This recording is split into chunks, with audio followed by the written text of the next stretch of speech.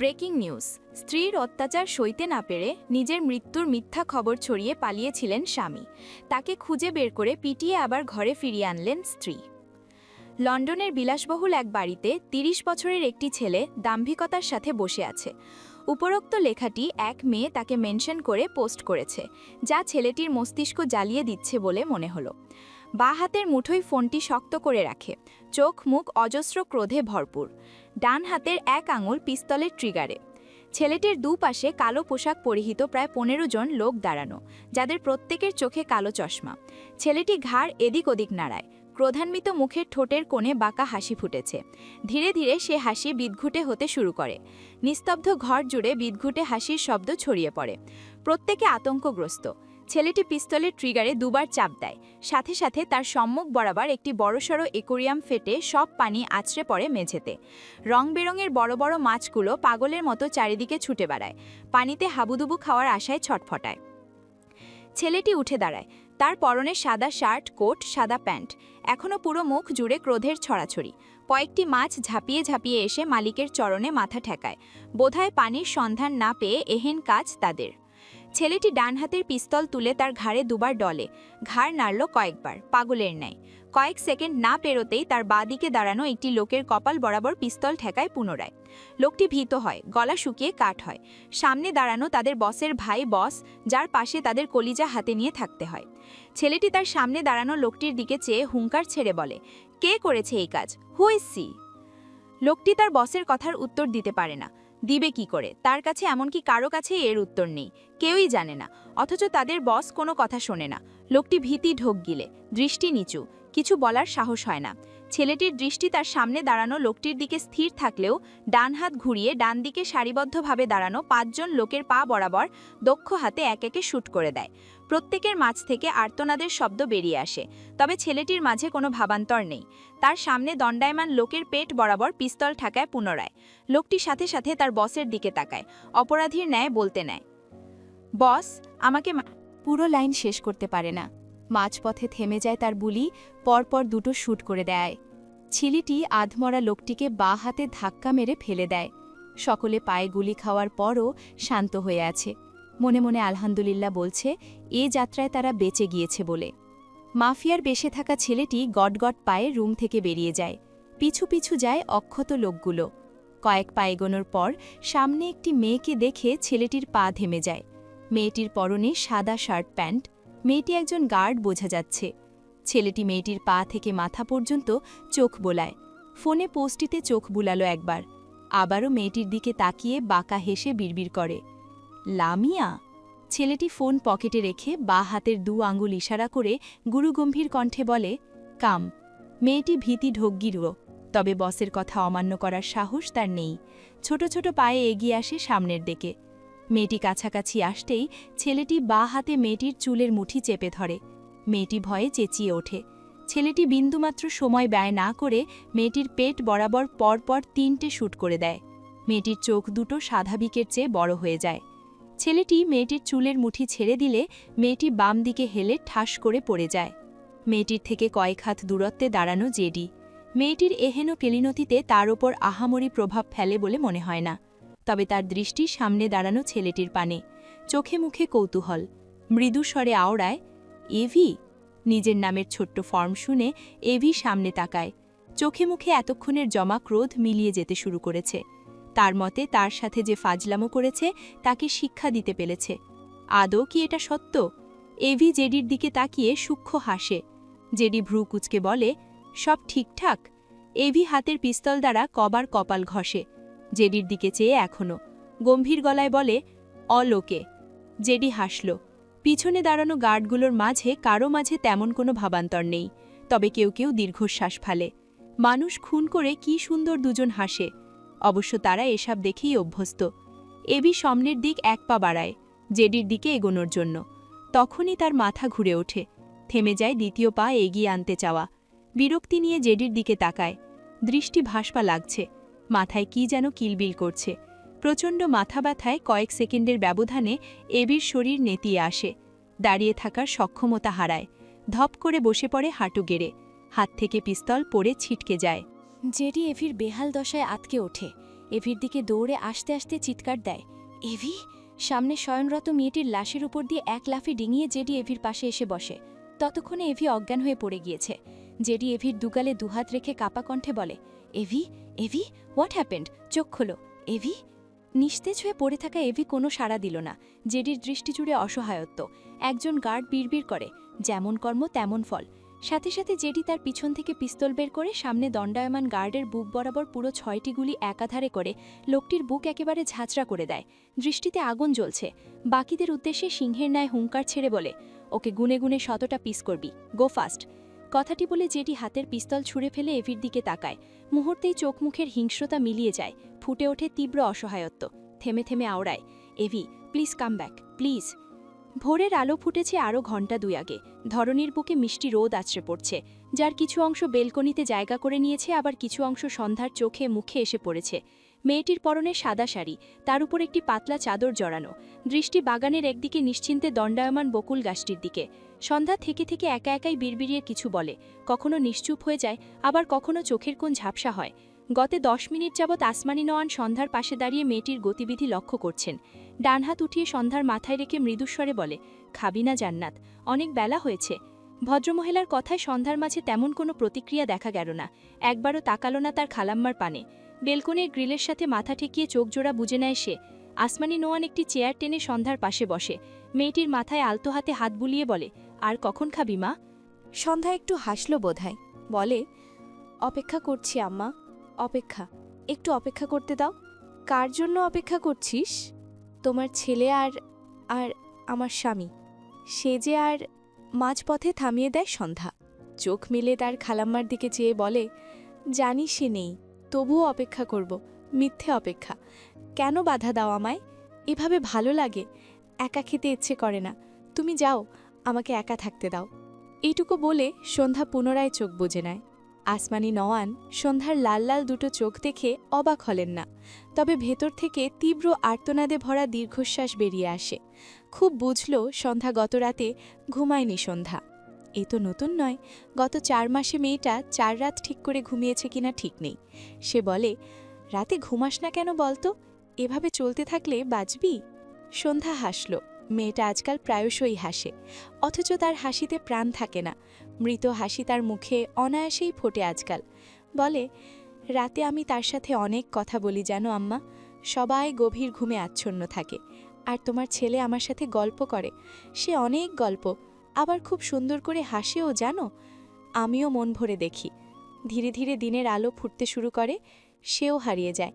আমি অসহায় হয়ে পড়ি, গলা ফাটিয়ে ডাকি, আর একটু থেকে যেতে বলি, কিন্তু সে বসে না আমার পাশে। সে যে স্বার্থপর হয়ে গেছে, এখন আর আমার কথা রাখে না, তাই চলে যায়, আমাকে রেখে শুধু চলে যায়। আসমানি নোয়ানের চোখজোড়া ভিজে ওঠে। গত 4 মাসের প্রথম 1 মাস সে ভীষণ অসুস্থ হয়ে পড়েছিল। কি জানি সন্ধ্যা তখন কিভাবে ছিল।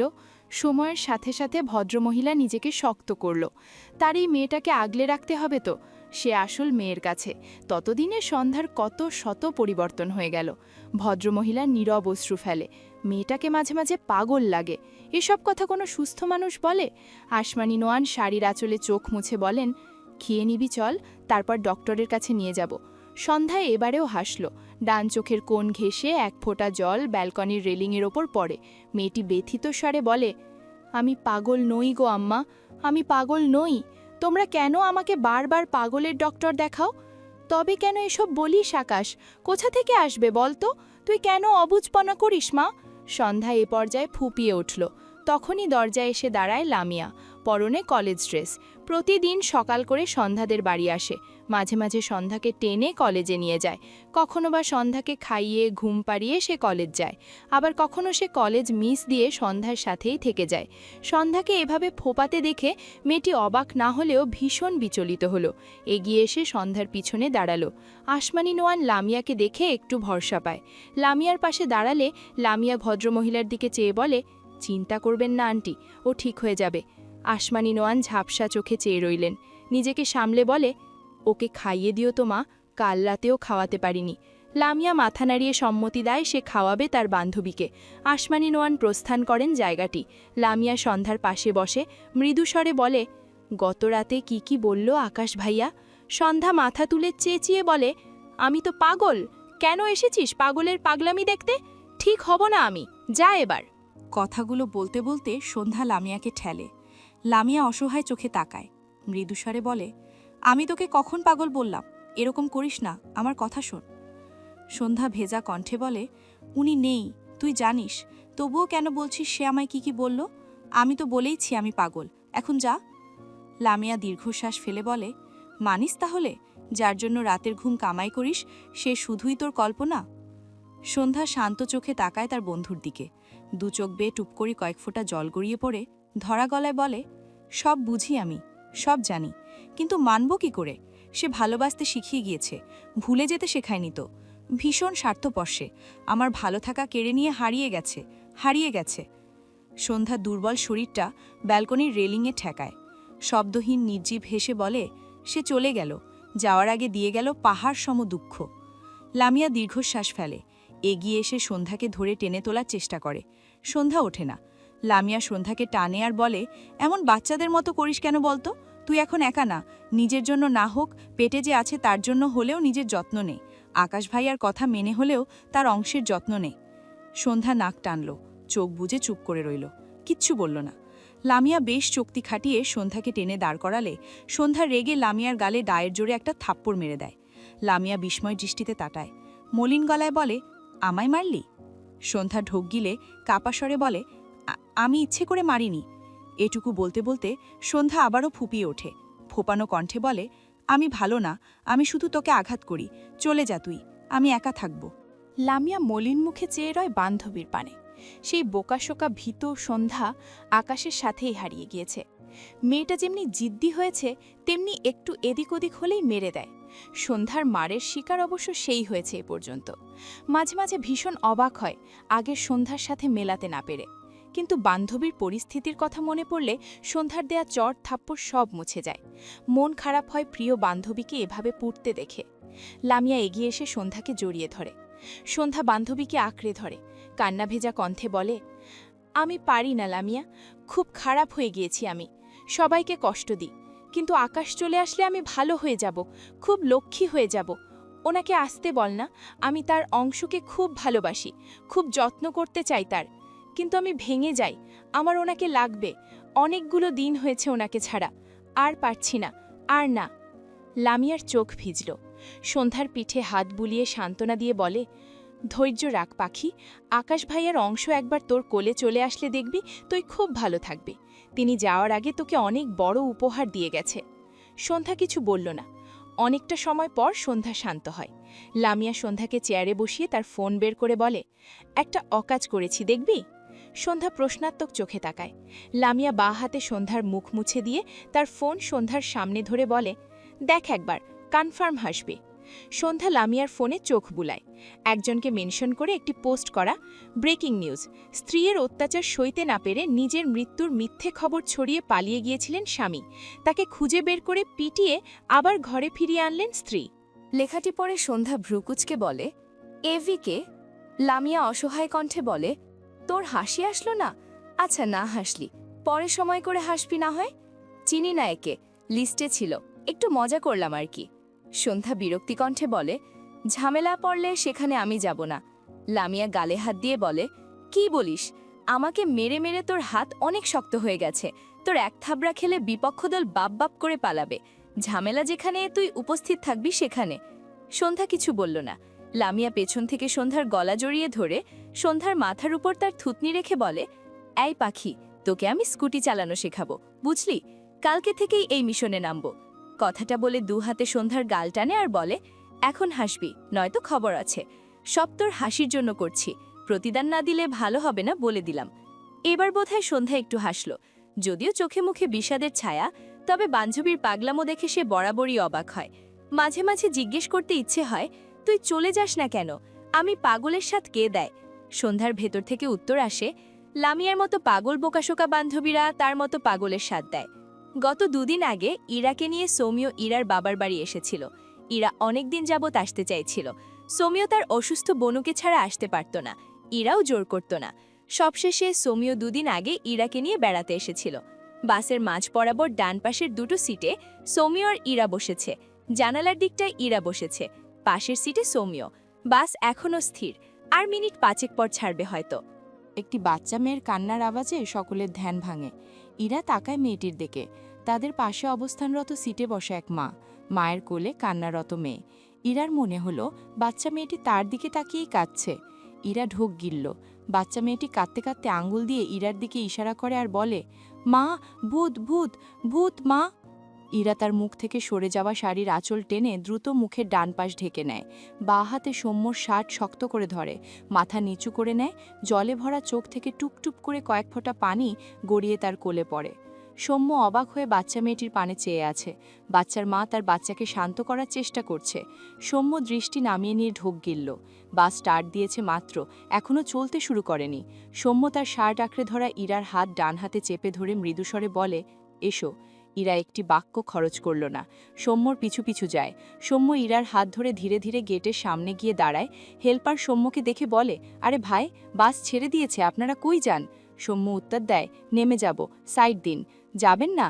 না, ভাড়া ফেরত পাবেন না কিন্তু, লাগবে না। হেল্পার বাস থেকে নেমে দাঁড়ালে সৌম্য ইরাকে নিয়ে বাস থেকে নেমে যায়।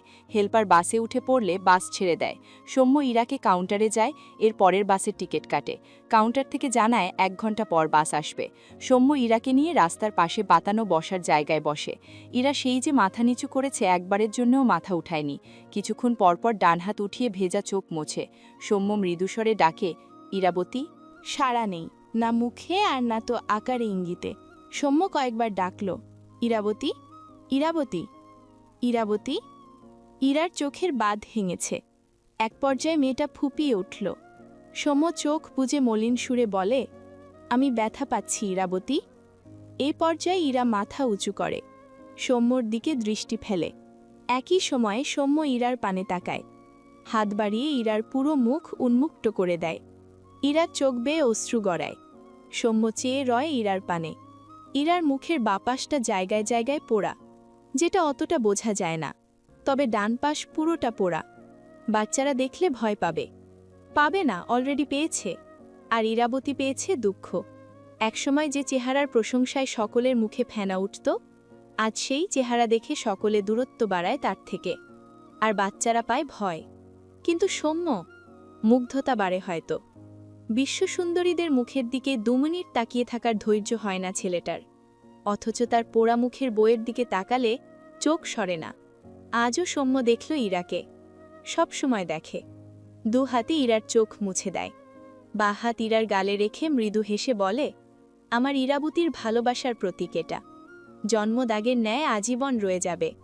আমার মতো ভাগ্যবান স্বামী লাখে একটা। ভাগ্যবান হওয়ার কারণ বউ তুমি, আমার মুগ্ধতা। অতি আবেগে মেয়েটার চোখ নতুন করে ভরে ওঠে। এতক্ষণের খারাপ লাগা নিমিষেই হাওয়ায় মিলিয়ে গেল। ভাঙা গলায় বলে, অনেক ভালোবাসি তোমাকে। সৌম্যর হাসি দীর্ঘ হয়। ইরার বাঁ হাত তার বুকে চেপে পিছন দিকে সামান্য হেলান দিয়ে চোখ বুজে নেয়। মৃদুস্বরে বলে, আমাকে দুঃখ দিতে চাইলে কাঁদতে পারো। ইরা অপরাধীর ন্যায় বলে, দুঃখিত, আর কাঁদব না। সৌম্য হাসল। ইরা মুগ্ধ চোখে চেয়ে দেখল তার শ্যাম পুরুষের হাসি। যেটি কেবিনের বাইরে দাঁড়িয়ে অপেক্ষা করছিল। মাত্র ডাক্তার তাকে কিছু কথা বলে গিয়েছে, যা শুনে সে বারবার ঢোক গিলে শুকনো গলা ভেজানোর বৃথা চেষ্টা করছে। ভেতরে যাওয়ার সাহস পাচ্ছে না। আসন্ন পরিস্থিতি ধারণা করে সে ভীত হচ্ছে। নিজেকে বুঝিয়ে সুজিয়ে কেবিনের ভেতর যাওয়ার জন্য 2 পা এগিয়ে থেমে যায়। ভেতর থেকে এভি নিজেই বেরিয়ে এসেছে। জেডি এভিকে দেখে মৃদু হাসার চেষ্টা করল, কিন্তু এভি হাসল না। ক্রোধে ভরা দৃষ্টি জেডির পানে। অতিরিক্ত রাগে চোখের সাদা অংশ লাল হয়ে আছে। সোনালি চোখের মণি দুটো আরও ঝলমল করে। জেডি কিছু বলতে চাইছে, সেই সুযোগ দিল না এভি জেডিকে। ঝড়ের বেগে তেড়ে এসে জেডিকে ধাক্কা মেরে চিৎপটাং করে ফেলে দেয় মেঝেতে।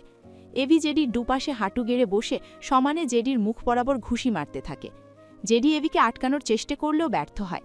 সকল গার্ড অবাক হয়ে চেয়ে আছে। জেডির অবস্থা খারাপ বুঝতে পেরে কয়েকজন এভির দিকে গান তাক করে। জেডি ডান দিক থেকে হাত উঠিয়ে ইশারা করে, যার অর্থ গান নামাও। একজন বুঝতে পেরে বাকিদের গান নামাতে বললে তারা গান নামিয়ে নেয়। এক পর্যায়ে এভি শান্ত হয়, তবে দৃষ্টি কঠিন। জেডির মুখ দিয়ে রক্ত বেরিয়ে গিয়েছে, অথচ ছেলেটা হাসছে। এভি রেগে জেডির মুখে আর একটা ঘুষি মারে।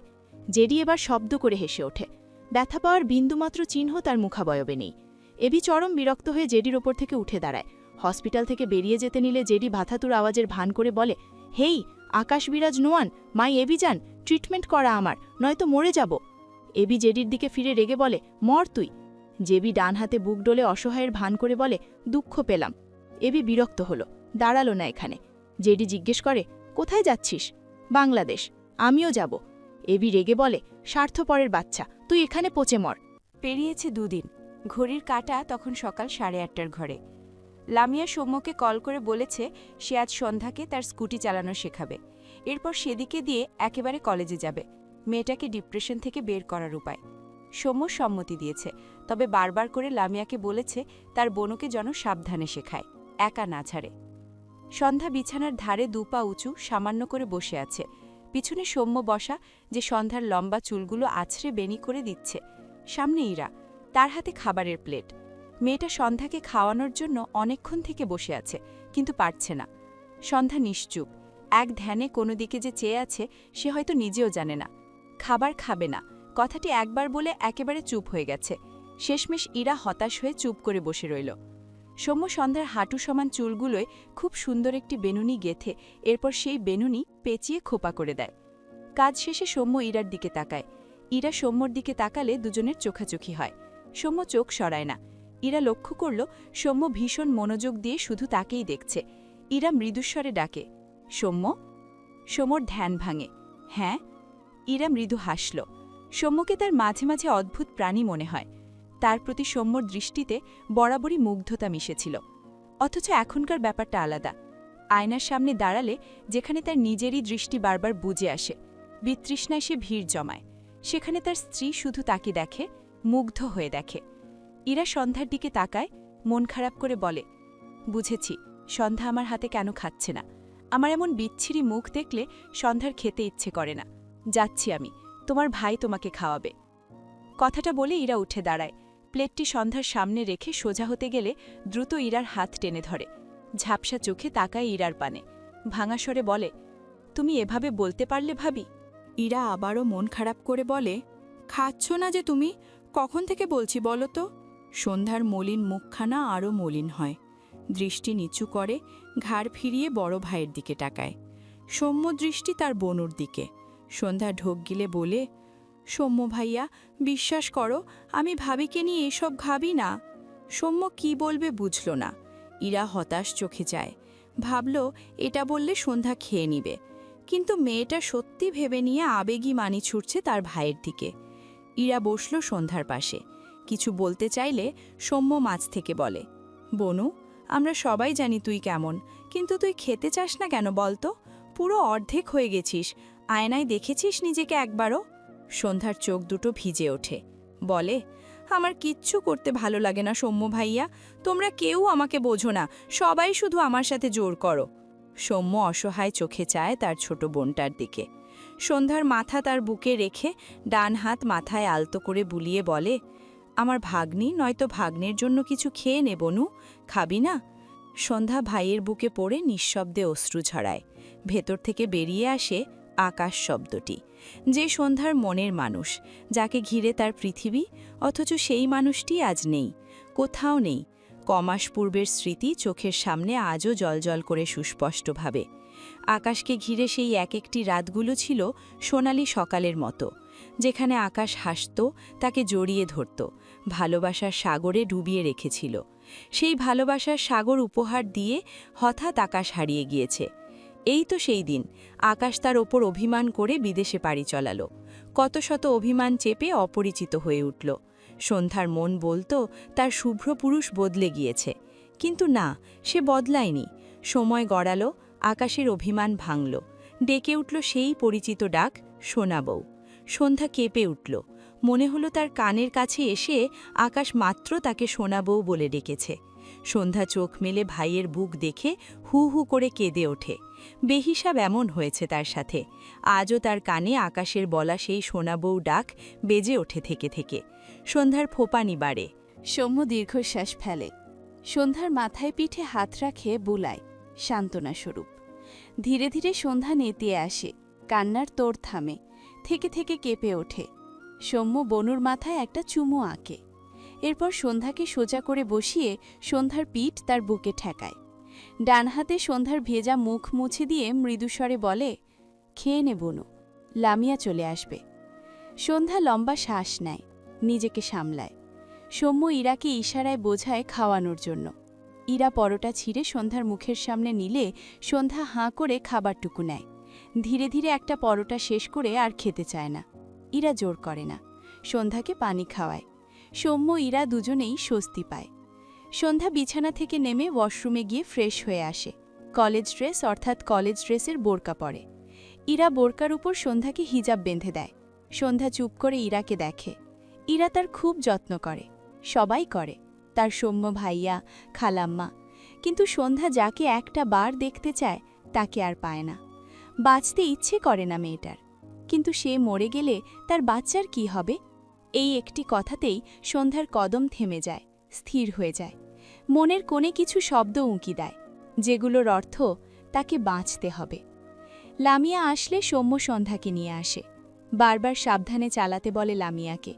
সন্ধ্যাকে জানায় কেস শেষে সে গিয়ে নিয়ে আসবে। লামিয়া সৌম্য আর সন্ধ্যাকে দেখে মন ভরে। তার ভাইবোন কিছুই নেই। সৌম্যকে দেখে দুঃখ বোধ হয়। ইস, একটা বড় ভাই নামক ছায়া যদি তারও থাকত। অবশ্য সে সন্ধ্যার ফ্রেন্ড হওয়ার চক্করে সৌম্য তাকে বড় ভাইয়ের মতোই ট্রিট করে। লামিয়ার ভীষণ ভালো লাগে। গতকাল বাংলাদেশে এসে পৌঁছেছে এভি, পিছু পিছু জেডিও এসেছে। কিন্তু বেচারা গরম এভির সঙ্গে কথা বলা তো দূর, কাছেও ঘেঁষতে পারছে না।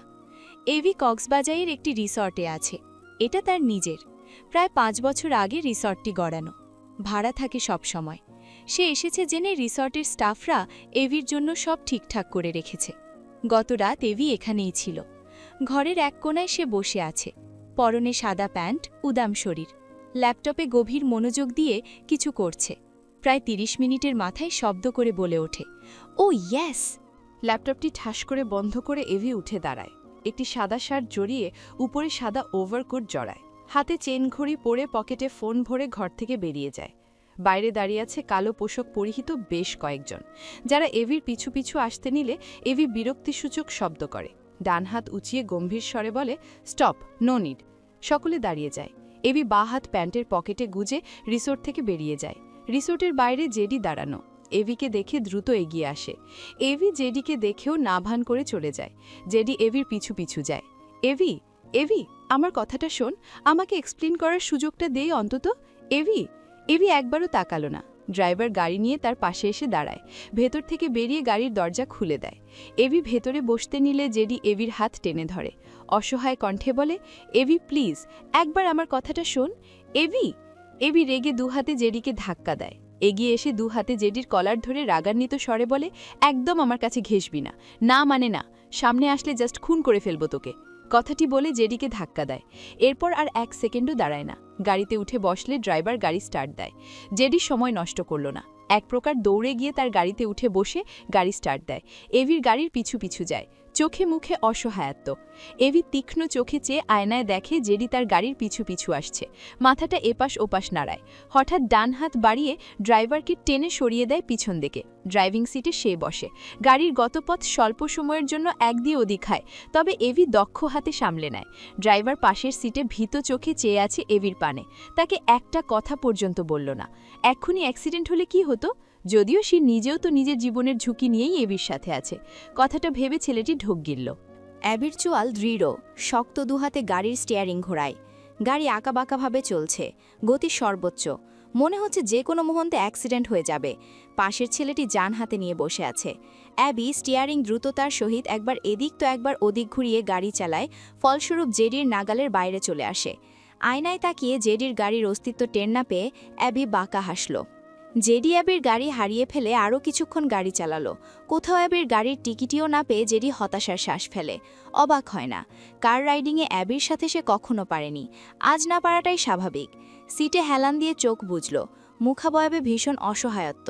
স্মৃতির পর্দায় ভাসল কিছু। জেডির ঠোঁটের কোণে সূক্ষ্ম হাসি ফুটে ওঠে। বিড়বিড় করে, অ্যাবি যান, পারবি না এভাবে। কিছু সময় পর জেডি গাড়ি থেকে বের হয়। আশেপাশে তাকিয়ে একটি ক্যাফে চোখে পড়ল। সেদিকে এগিয়ে যায়।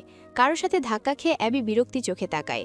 সামনের ছেলেটি কয়েকবার বলে, সরি ভাই, অরুণের কথা থেমে যায়, দৃষ্টিতে বিস্ময়। আওড়ায়, জেডি। জেডি ভাবলেশীনভাবে তাকিয়ে আছে। অরুণ নিজেকে সামলে বলে, তুই হঠাৎ কোথা থেকে? জেডি ভ্রু নাচিয়ে বলে, মেবি আমার রূপ বেড়ে গিয়েছে। তোর দৃষ্টিতে এত মুগ্ধতা কেন মাই ডিয়ার? অরুণ মরুণ। অরুণ নিজেকে সামলালো। জেডির পা থেকে মাথা পর্যন্ত চোখ বোলায়। নিজেকে কালো পোশাকে আবৃত করেছে জেডি। অরুণ গলা ঝেড়ে বলে, এতদিন কোথায় ছিলি? আজ হঠাৎ কোথা থেকে বের হলি?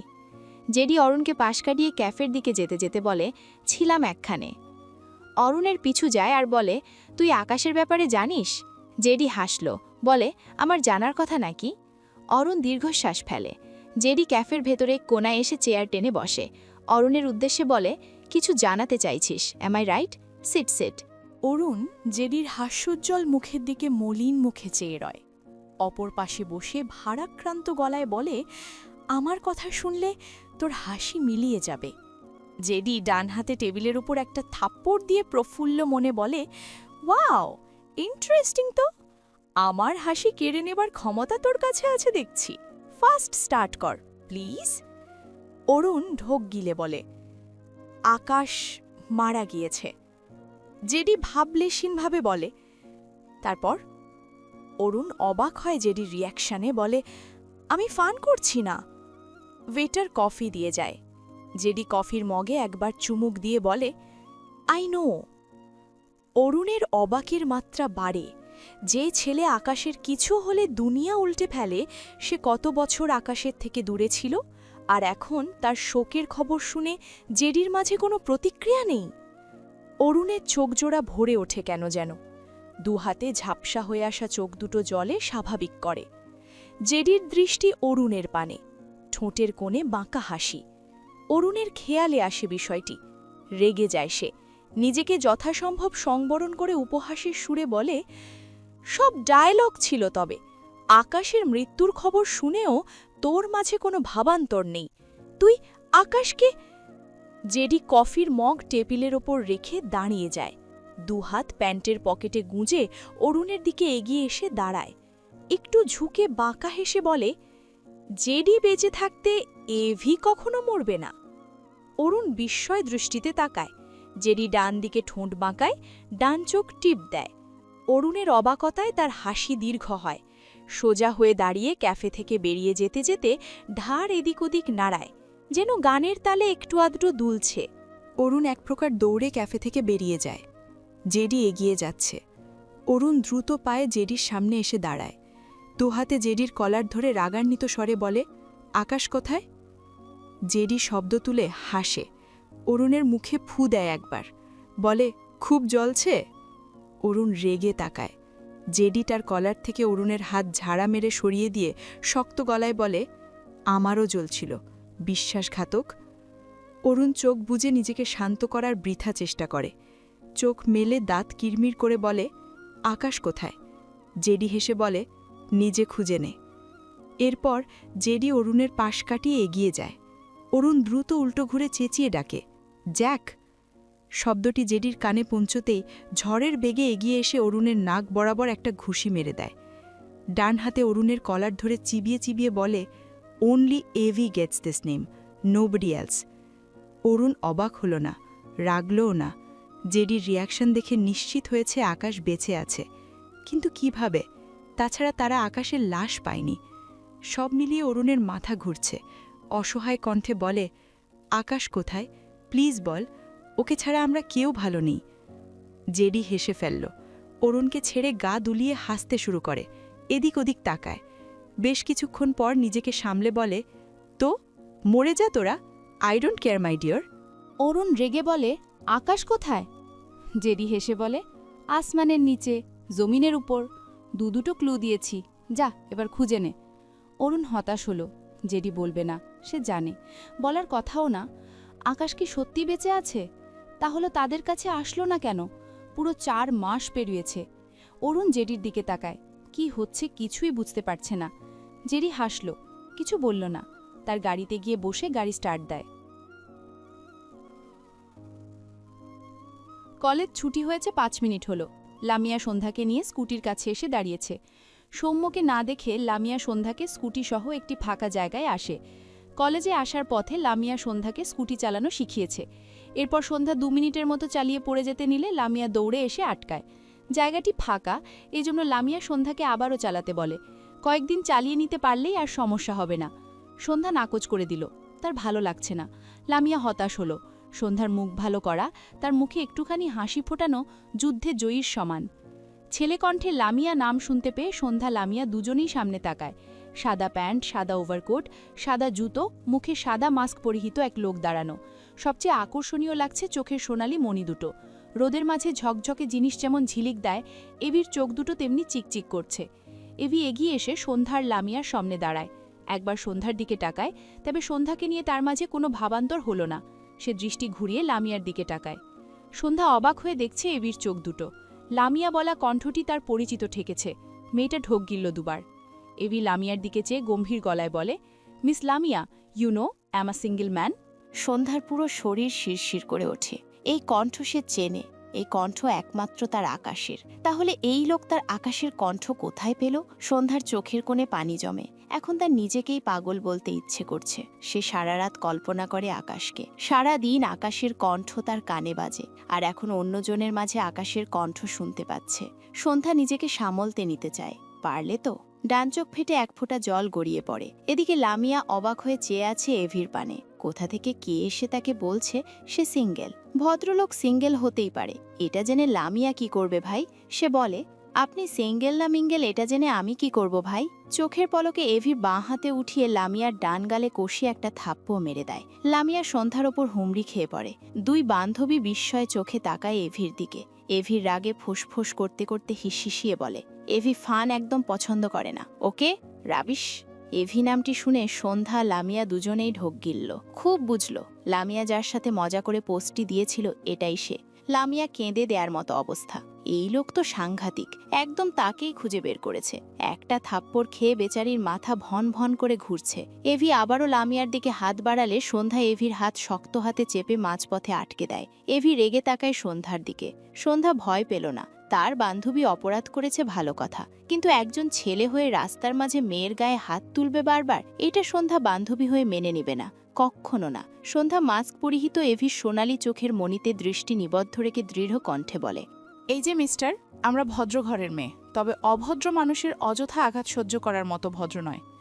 একটু শ্বাস নিয়ে শান্ত গলায় বলে, আমার ফ্রেন্ড ভুল করেছে, আপনি তাকে একটা থাপ্পড় মেরেছেন, তবুও আমরা সরি, এবার আপনি যেতে পারেন। এভি শক্ত চোখে তাকায়। কারো জ্ঞান শোনার মতো টাইম তার নেই, থাকলেও সে শুনবে না। রাগে ফায়ার হয়ে গিয়েছে একদম। দাঁতে দাঁত চেপে বলে, এভি ক্ষমা করা পছন্দ করে না। কথাটা বলে সন্ধ্যাকে এক প্রকার ধাক্কা দেয়। সন্ধ্যা পড়তে নিয়ে বাঁ পাশে দাঁড় করানো স্কুটি ধরে নিজেকে সামলে নেয়। সামনে তাকালে দেখল এভি লামিয়ার দিকে এগিয়ে যাচ্ছে। সন্ধ্যার ভীষণ রাগ হলো। যেখানে মেয়েটা আজকাল অকারণে রেগে যায়, সেখানে এই মুহূর্তে তার সামনে এক চরম লেভেলের অভদ্র ছেলে দাঁড়িয়ে আছে। সন্ধ্যা নিজেকে দমিয়ে নিতে পারল না, দ্রুত এগিয়ে আসে এভির দিকে। এভির লামিয়ার দিকে হাত বাড়ানোর আগেই সন্ধ্যা ডান হাতে এভির বাম গালে কষিয়ে একটা থাপ্পড় মেরে দেয়। এভির মুখ ডান দিকে সামান্য হেলে যায়। মুখ থেকে মাস্ক খুলে পিচঢালা রাস্তায় পড়ে যায়। এভি দুহাত মুষ্টিবদ্ধ করে নেয়। দু চোখে যেন আগুন জ্বলছে। ঘাড় ঘুরিয়ে ভস্ম করা দৃষ্টিতে তাকায় সন্ধ্যার দিকে। সন্ধ্যা এতক্ষণ রেগে তাকিয়েছিল এভির দিকে। মাত্র এভির চেহারা দেখে সন্ধ্যার পায়ের তলার মাটি ভূমিকম্পের ন্যায় কেঁপে ওঠে। বিস্ময় দৃষ্টিতে তাকায়। অবিকল আকাশ। মুহূর্তেই সন্ধ্যার চোখজোড়া ছলছল করে ওঠে। এটা কি সত্যিই আকাশ? সন্ধ্যার শরীর অবশ হয়ে আসছে। সে কি এবারেও চোখে ভুল দেখছে? এটাও কি তার কল্পনা? লামিয়া নিজেও অবাক হয়ে চেয়ে আছে। এ তো আকাশ! মেয়েটার মাথা থাপ্পড় খেয়ে যতটা না ঘুরছে, তার চেয়ে বেশি আকাশকে দেখে ভন ভন করে ঘুরছে। সন্ধ্যার ডান হাত বাড়িয়ে এভির গাল ছুঁয়ে দেয়। কাপা কণ্ঠে উচ্চারণ করতে নেয়, আকা। তার আগেই সন্ধ্যার ডান গালে জোরে সোরে এক থাপ্পড় মেরে দেয় এভি। সন্ধ্যার দুর্বল শরীরটা পড়তে দেয় না এভি। সে বাঁ হাতে সন্ধ্যার চোয়াল শক্ত করে ধরে, পেছন থেকে পিস্তল বের করে সন্ধ্যার মাথায় ঠেকিয়ে রাগান্বিত স্বরে বলে, কেউ তোর লাশটাও খুঁজে পাবে না। সন্ধ্যার মাথা ঝিমঝিম করে ওঠে। এতক্ষণের জমানো অশ্রু দু চোখ বেয়ে গড়িয়ে পড়ে। বিস্মিত দৃষ্টিজোড়া এভির পানে। অবিকল আকাশের মতো লোকটা কে, যে দেখতে একদম আকাশের মতো, কথা বলে আকাশের মতো? সন্ধ্যার ভেতর থেকে কান্নারা উগলে বেরিয়ে আসে। এটা তার আকাশ নয়, তার আকাশ তাকে একটা ফুলের টোকা পর্যন্ত দেয় না। আর এই লোকটা তার মাথায় বন্দুক ঠেকিয়েছে। সামনে অরুণ বিস্ময় কণ্ঠে ডাকে, আকাশ! পরিচিত কণ্ঠে নিজের নাম শুনতে পেয়ে আকাশ সামনে তাকায়। অরুণকে দেখে গম্ভীর গলায় বলে, পরে কথা বলছি, ইম্পর্ট্যান্ট কাজ করছি। সন্ধ্যা বাকরুদ্ধ হয়ে যায়। তার পিছন থেকে আকাশকে অরুণ ডেকেছে, সে জানে অরুণের কণ্ঠ তার পরিচিত। তার মাথায় বন্দুক ঠেকানো লোকটি আকাশ বলে তো অরুণের কথায় রেসপন্স করল। তবে আকাশ তার সাথে এরকমটা? সন্ধ্যা আর ভাবতে পারে না। অনুভূতিহীন চোখে কেবল চেয়ে রইল এবির পানে। চোখ দুটো বোধহয় জল ফেলতে ভুলে বসল। আকাশের কথা অরুণের কানে গেল না, আর না তো তার খেয়ালে আসলো আকাশের কর্মকাণ্ড। সে আকাশের মুখটার দিকে চেয়ে আছে। আজ প্রায় 4 মাস পর আকাশকে দেখে অরুণের ভেতরটা শীতল হয়। জেডি তার মানে সত্যি বলেছিল। আকাশ বেঁচে আছে, এই তো তার সামনে দাঁড়িয়ে আছে, এই তো তার বন্ধু আকাশ। আকাশের লাশ খুঁজে না পাওয়ায় তারা কেউ না কেউ কখনো না কখনো ভেবেছে তাদের সবার প্রিয় মানুষ কোথাও না কোথাও যদি বেঁচে থাকত। জানত সেসব ভাবনা অবাস্তব, তবুও ভাবত। বিশেষ করে সন্ধ্যা, মেয়েটা কত পাগলামিই না করেছে। সারা বাড়ি পাগলের মতো ছুটে ছুটে আকাশকে খুঁজত। বলতো আকাশ লুকিয়ে আছে, সেই বাড়িতেই লুকিয়ে আছে। আকাশ তার ওপর অভিমান করে এমন করছে। এমন কত শত আহাজারি দিনের পর দিন করেছে। সন্ধ্যার ওসব পাগলামি দেখে তাদের চোখ ভিজত। আজ সন্ধ্যার পাগলামি করে বলা কথাগুলোই বোধহয় ভুলে গেল। আকাশ সত্যি কথাও লুকিয়েছিল। কেন লুকিয়েছিল? আকাশ কি জানত না তার কত কত প্রিয় মানুষ আছে?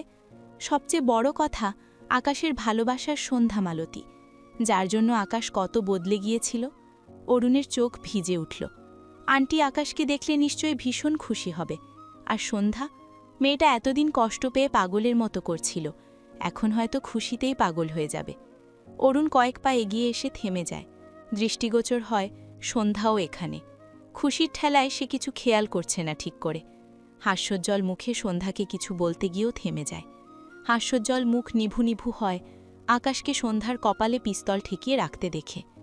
অরুণ আকাশকে দেখে যতটা না অবাক হয়েছিল, তার চেয়ে 1000 গুণ বেশি অবাক হচ্ছে সন্ধ্যার মাথায় আকাশকে পিস্তল ঠেকিয়ে রাখতে দেখে। সবচেয়ে বড় কথা, আকাশের কাছে পিস্তল কেন? অরুণ আকাশের পা থেকে মাথা পর্যন্ত চোখ বুলায়। আকাশের বেশভূষায় অরুণের অবাকের মাত্রা আরেকটু বাড়ল। কয়েক মাস আগে যে আকাশকে সে চিনত, এটা সেই আকাশ। অরুণ দ্রুত আকাশের সামনে দাঁড়িয়ে বিচলিত কণ্ঠে বলে, এই আকাশ, এটা কি করছিস তুই? আকাশের দৃষ্টি সন্ধ্যার কান্নামাখা চোখের দিকে। কিছুক্ষণ আগের কঠোর দৃষ্টি নরম হয়ে গিয়েছে। পিস্তল ধরে রাখা হাতটিও ঢিলে হয়ে এসেছে। মাথায় কি যেন কিলবিল করে। ফলস্বরূপ মাথা ব্যথারা হাজির হয়। আকাশের হাত এক পর্যায়ে পুরোপুরি ঢিলে হয়ে যায়। পিস্তল রাস্তায় পড়ে যায়।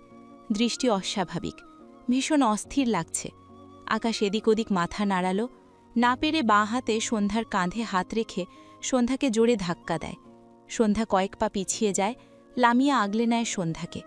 2 বান্ধবীর চোখ মুখে বিস্ময়। অরুণ আকাশকে ঝাঁকিয়ে বলে, এই আকাশ, কি হয়েছে তোর? এরকম করছিস কেন? আকাশ ঢোক গিলল, দৃষ্টি সন্ধ্যার পানে। সন্ধ্যা ছলছল দৃষ্টিতে আকাশের দিকে চেয়ে আছে। মেয়েটা না তো আকাশের কার্যকলাপের মানে বুঝল, আর না তো আকাশের এই 2 চোখ চিনল। আকাশের চোখের মণি ছিল কালো কিচকিচে, অথচ তার সামনে দাঁড়ানো আকাশের চোখের মণি দুটো সোনালি, যা চোখে লাগছে ভীষণ। এটা কি সত্যিই তার আকাশ? সেই আকাশ যে তাকে সামান্যতম আঘাত করত না? সে 1000 অবাধ্য হলেও, 1000টা কথা না শুনলেও আকাশ নিজেকে সামলে নিত তার সন্ধ্যামালতী কষ্ট পাবে বলে। এতগুলো মাস পর আকাশ তাকে দেখল, অথচ মানুষটা তাকে একবার জড়িয়ে ধরা তো দূর, তাকে একেবারে থাপ্পড় মেরে দিল। মেরে ফেলার জন্য মাথায় বন্দুক ঠেকালো। আর এখন সন্ধ্যার দম বন্ধ লাগে, চোখ বেয়ে টুপটুপ করে পানি গড়িয়ে পড়ে। অরুণ আকাশকে টেনে তার দিকে ফেরায়, ডান হাত আকাশের গালে রেখে কাতুর স্বরে বলে, আকাশ, এরকম করছিস কেন? কোথায় ছিলি তুই? এতদিন পর কোথা থেকে ফিরলি? আর আকাশের দৃষ্টি সন্ধ্যার পানে।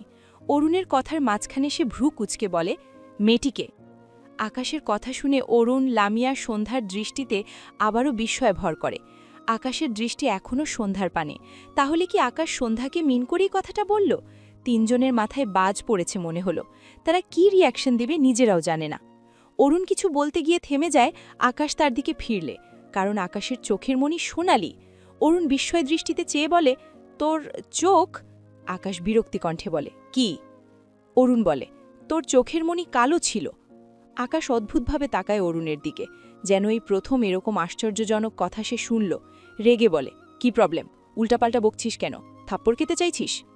অরুণের মাথা ঘুরছে। সে উল্টাপাল্টা বকছে নাকি আকাশ উল্টাপাল্টা বকছে? বিস্মিত কণ্ঠে বলে, সত্যি বলছি, তোর চোখ কালো ছিল। আকাশ এবার মারাত্মক রাগল। রাস্তায় পড়ে থাকা পিস্তল উঠিয়ে অরুণের পেটে ঠেসে ধরে দাঁত কিরমির করে বলে, তোর স্বপ্নে ছিল, আর 1টা বাজে বকলে একদম উড়িয়ে দিব বলে দিলাম। অরুণের মুখ থমথমে হয়ে যায়। আকাশ তার পেটে পিস্তল ঠেকানোয় তার মাঝে আহামরি ভাবান্তর হলো বলে মনে হয় না। সে হিসাব মিলাতে ব্যস্ত। রাস্তার অপর পাশ থেকে আসা হাসির শব্দে অরুণ তাকায় সেদিকে, তবে আকাশ তাকালো না। জেডিকে দেখে অরুণ রেগে তাকায়। জেডি তার গাড়ির ছাদের উপর দুপা ঝুলিয়ে বসে আছে, ডান হাতে একটি আধখাওয়া আপেল। হাসি থামিয়ে কৌতুক স্বরে বলে, এভির চোখ কালো ছিল? Nice jokes. অরুণ, আপনি প্লিজ দ্রুত মরুন। এসব মিথ্যে ছড়ালে আপনার কপালে খুদের ভাতও জুটতে দিবে না আমার সত্যবাদী এভিজান। অরুণ ভ্রু কুঁচকে তাকায়। তার মাথায় এবার সত্যি ঘুরছে। এরা এসব কি বলছে? জেডির কথা মানতে পারলেও আকাশের কথা মানতে পারছে না। জেডি আধখাওয়া আপেলটির দিকে তাকিয়ে অসহায় কণ্ঠে বলে, সারাদিন কিচ্ছু খায়নি, এখানে আমার কেউ নেই বলে 1 প্লেট ভাতও কপালে জুটল না। ঠিকই আছে, আমার কপাল তো এমনই, এ আর নতুন কি? কথাটি বলে জেডি মাথা সামান্য উঁচু করে আর চোখে আকাশের দিকে তাকায়। আকাশকে থমথমে দৃষ্টিতে নিজের দিকে চেয়ে থাকতে দেখে জেডি চোখ নামায়, ভীষণ ইনোসেন্ট মুখ বানিয়ে রাখে। অরুণ একবার জেডির দিকে তাকায় তো একবার আকাশের দিকে। খুব ভালোই বুঝেছে কাহিনী। অতঃপর জেডির পানে চেয়ে দাঁত কিরমিরিয়ে বলে, তুই ওর কথা বিশ্বাস করছিস আকাশ? আমি সিওর ও মাত্র রেস্টুরেন্ট থেকে পেট ভরে খেয়ে এসে তোকে ডাহা মিথ্যা বলছে। ওর কাজই তো এটা। আকাশ ততক্ষণে দৃষ্টি ফিরিয়ে নিয়েছে জেডির থেকে। এদিকে জেডি অরুণের কথাটা শুনেই মাথা তুলে আকাশের দিকে তাকায়। আকাশকে মুখ ফিরিয়ে নিতে দেখে ক্রোধ চাপল নিজের মাঝে। জ্বলন্ত চোখে তাকায় অরুণের দিকে। ইচ্ছে করছে একে জাস্ট খুন করে ফেলতে। এক লাফ দিয়ে গাড়ির উপর থেকে নেমে এক প্রকার ঝড়ের বেগে এসে দুহাতে অরুণের গলা চেপে ধরে হুঙ্কার ছেড়ে বলে, তোকে বাঁচিয়ে রাখাই আমার জীবনের সবচেয়ে বড় ভুল। অরুণের চোখ বড় বড় হয়ে যায়। সন্ধ্যা, লামিয়া এতক্ষণ এদের সকলের কাণ্ড অবাক হয়ে দেখছিল। এখন তাদের অবাকের মাত্রা ছাড়িয়ে যায়। সন্ধ্যা দ্রুত পায়ে এগিয়ে এসে জেডির পাশে দাঁড়ায়। অরুণের অবস্থা খারাপ দেখে সন্ধ্যা ঢোক গিলল। অপরিচিত লোকটির উদ্দেশ্যে রাগান্বিত বাণী ছুড়ে দেয়, অরুণ ভাইয়াকে ছেড়ে দিন। অরুণের অপর পাশে আকাশ দাঁড়ানো, ভস্ম করে দেয়া দৃষ্টিতে জেডির দিকে চেয়ে আছে। দাঁতে দাঁত চেপে বলে, জেডি, ওকে ছাড়। জেডি কারো কথা শুনল না। সে বোধহয় আজ পণ করেছে, অরুণের নিঃশ্বাস থামানা পর্যন্ত সে অরুণকে ছাড়বে না। এক পর্যায়ে আকাশ গায়ের জোরে জেডিকে ধাক্কা দেয়। শক্ত ধাক্কা খেয়ে জেডি কয়েক পা পিছিয়ে যায়। অরুণ গলায় হাত সমানে কাশছে। জেডি অরুণের দিকে আবারও তেড়ে আসতে নিলে আকাশ জেডির গালে জোরে সোরে একটা থাপ্পড় মেরে দেয়। জেডি রেগে আকাশকে ধাক্কা দিয়ে চিৎকার করে বলে, এভি, তুই সবসময় ওর পাশে থাকিস, সবসময় ওর কথা বিশ্বাস করিস। ও একটা মিথ্যাবাদী। আমার নামে সবসময় তোর কানে বিষ ঢালেও। ওর জন্য আমাদের মাঝে। জেডি থেমে যায়, শ্বাস নেয়, হাইপার হয়ে গিয়েছে। নিজেকে সামলে আকাশের দিকে এগিয়ে এসে রাগান্বিত স্বরে বলে, তুই আমার সাথে ঠিকভাবে কথা না বললে আমি কিন্তু ওকে সত্যি সত্যি মেরে পুঁতে দিব এভি। অরুণ শব্দ করে হাসে। জেডি চোখ বুঝল। অরুণের হাসি তার পুরো শরীর জ্বালিয়ে দিচ্ছে। অরুণ ডান হাত একবার গলায় বুলিয়ে বলে, তোর দুঃস্বপ্নগুলো শুনতে আমার ভালো লাগে।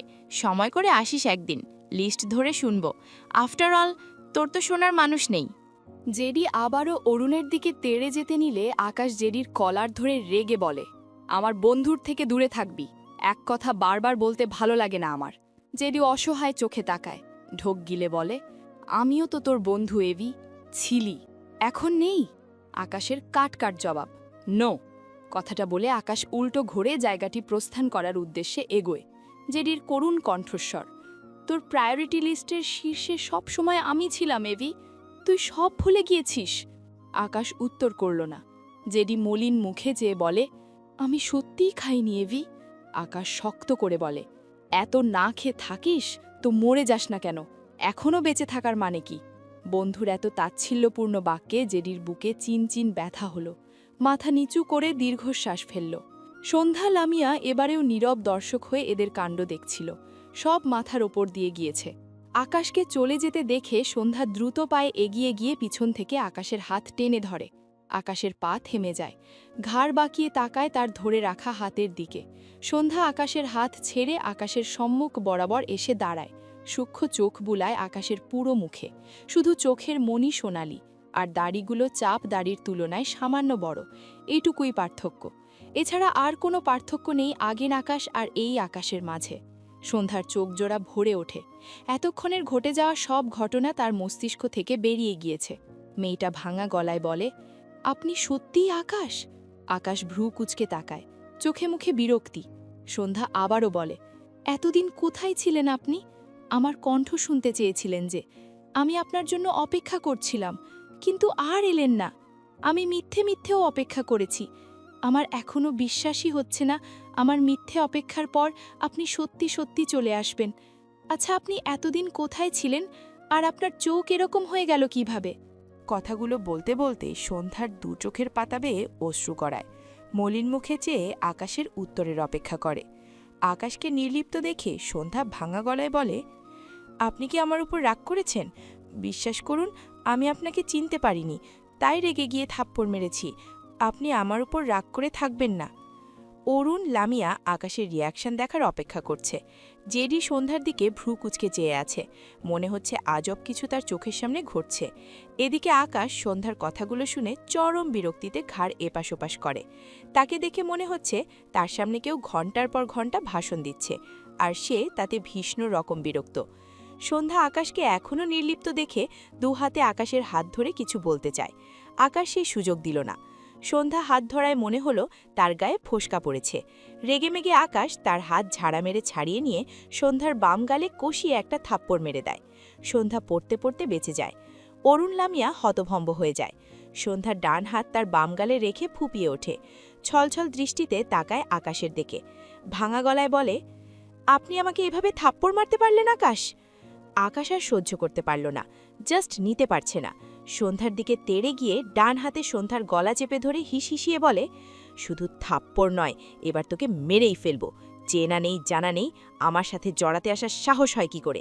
ভাষণ শোনাতে শোনাতে পুরো মাথা ধরিয়ে দিয়েছে। সন্ধ্যার চোখ উল্টে আসে। লামিয়া দৌড়ে এসে সন্ধ্যার পাশে দাঁড়ায়। অরুণ দৌড়ে এসে আকাশকে টেনে সন্ধ্যার থেকে জোর করে সরিয়ে নেয়। আকাশ এখনও রাগে ফুঁসছে। আবারও তেড়ে যেতে নিলে অরুণ আকাশকে টেনে ধরে। হাঁপানো কণ্ঠে বলে, আকাশ, কি করছিস তুই? পাগল হয়ে গেছিস?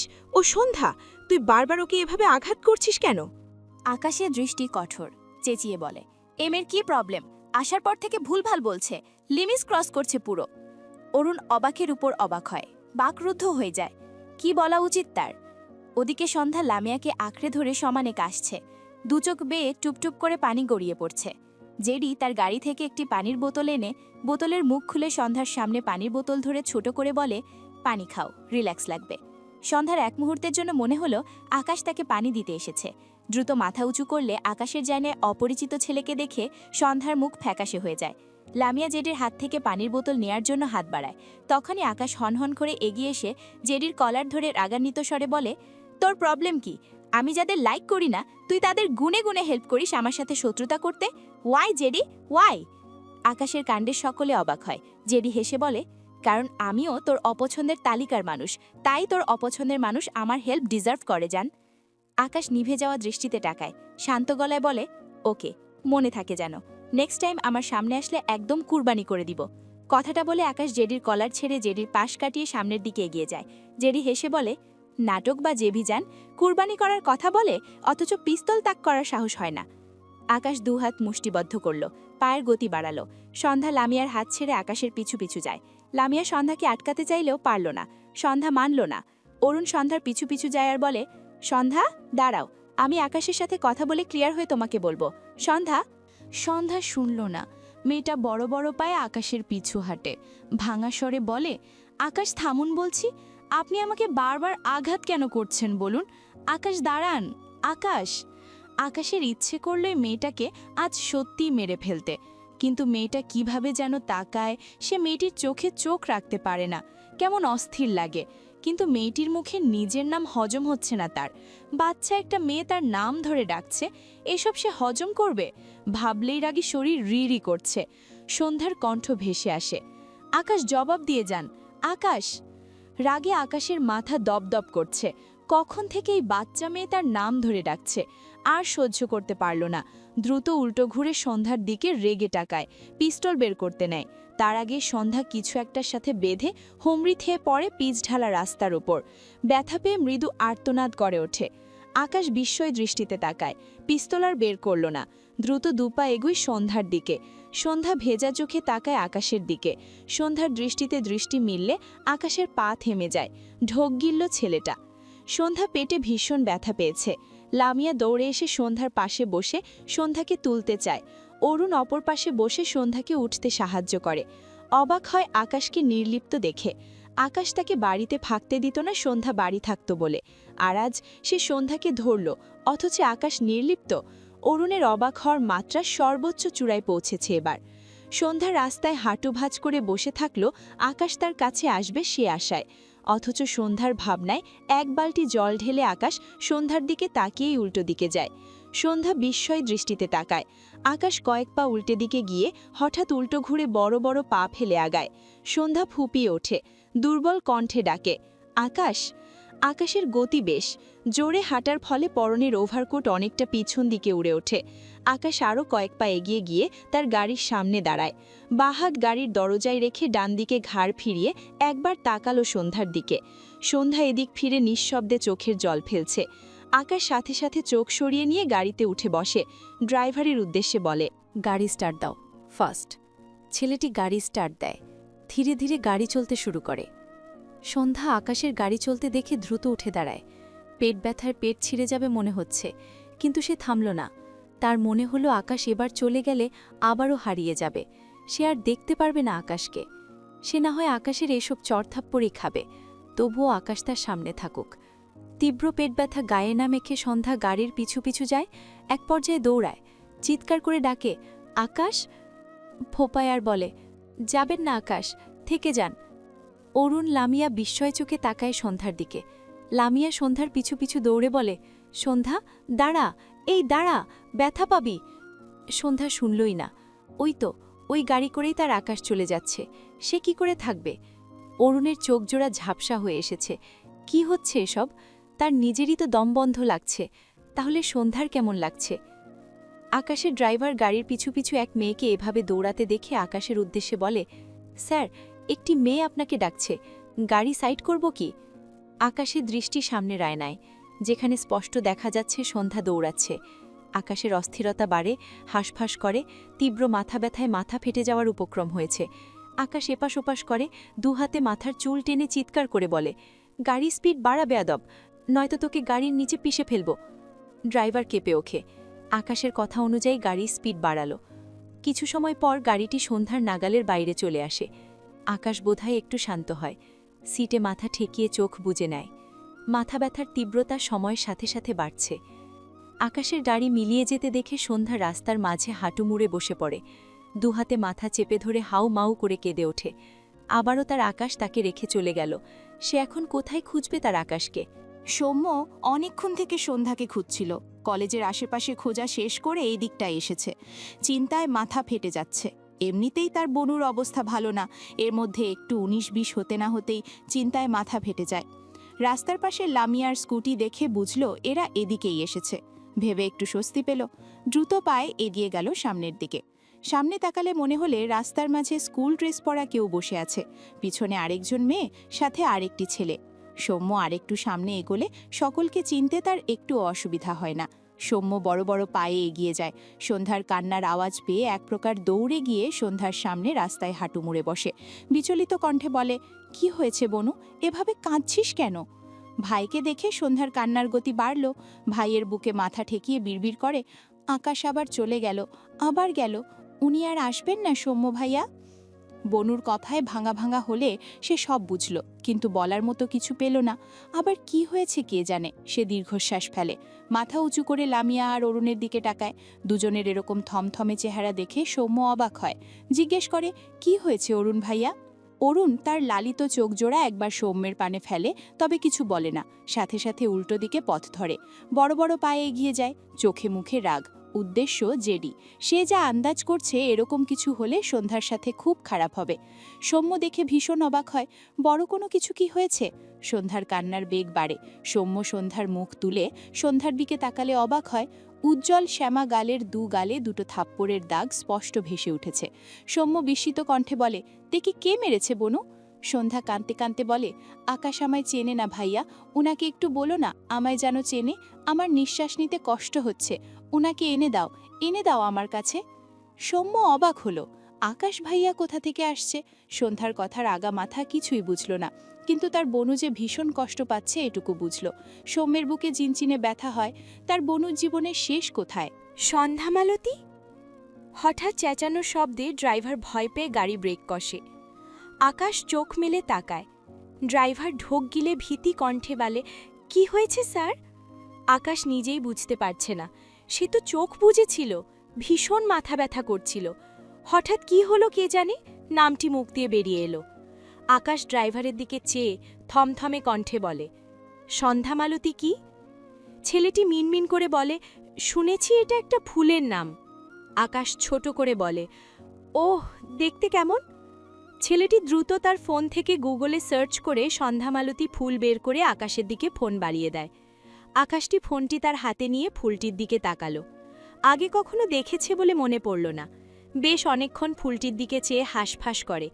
এক পর্যায়ে বিতৃষ্ণা কণ্ঠে বলে, জঘন্য। এরপর ফোনটি ছুঁড়ে ফেলে আবারও চোখ বুজে গাড়ি স্টার্ট দিতে বলে। ড্রাইভার গাড়ি স্টার্ট দেয়। আকাশ হঠাৎই শব্দ করে বলে, সন্ধ্যামালতী সুন্দর। ড্রাইভার আর চোখে আকাশের দিকে তাকালো। ভাবছে আকাশের মাথার তার ছিঁড়ল নাকি। একবার বলে জঘন্য, 2 মিনিট পরেই বলে সুন্দর। অদ্ভুত পাবলিক। জেডি তার গাড়ির পাশে এসে দাঁড়িয়েছে। পরনে কালো শার্ট প্যান্ট, তার উপর কালো ওভারকোট। কিচকিচে কালো চোখের মণি দুটো এদিক ওদিক ঘোরাঘুরি করছে। এতক্ষণ এখানে ঘটে যাওয়া কাহিনী নিয়ে ভাবনায় মশগুল সে। ডান হাতের 2 আঙুলের মাঝে জ্বলন্ত সিগারেট। একটু পরপর তাতে একটা করে টান দেয়। জেডির পুরো নাম জ্যাক ডলটন, সংক্ষেপে সবাই জেডি বলে ডাকে। নামটি এরকম হওয়ার কারণ আছে অবশ্যই। তার বাবা লন্ডনের স্থানীয় মানুষ, সেই সূত্রে এই নাম।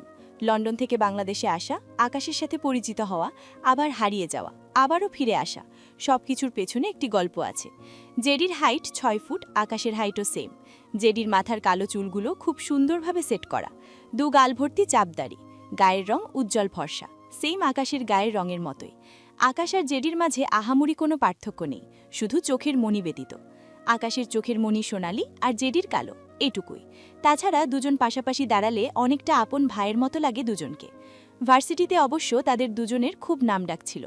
সাধারণত এত বেশি ফর্সা ছেলেরা খুব দুর্লভ। সেখানে আকাশ বিরাজ নাওয়ান এভি আর জ্যাক ডলটন জেডি দুজনেই বেশ সুদর্শন পুরুষ হিসেবে পরিচিত ছিল ভার্সিটির সকলের কাছে।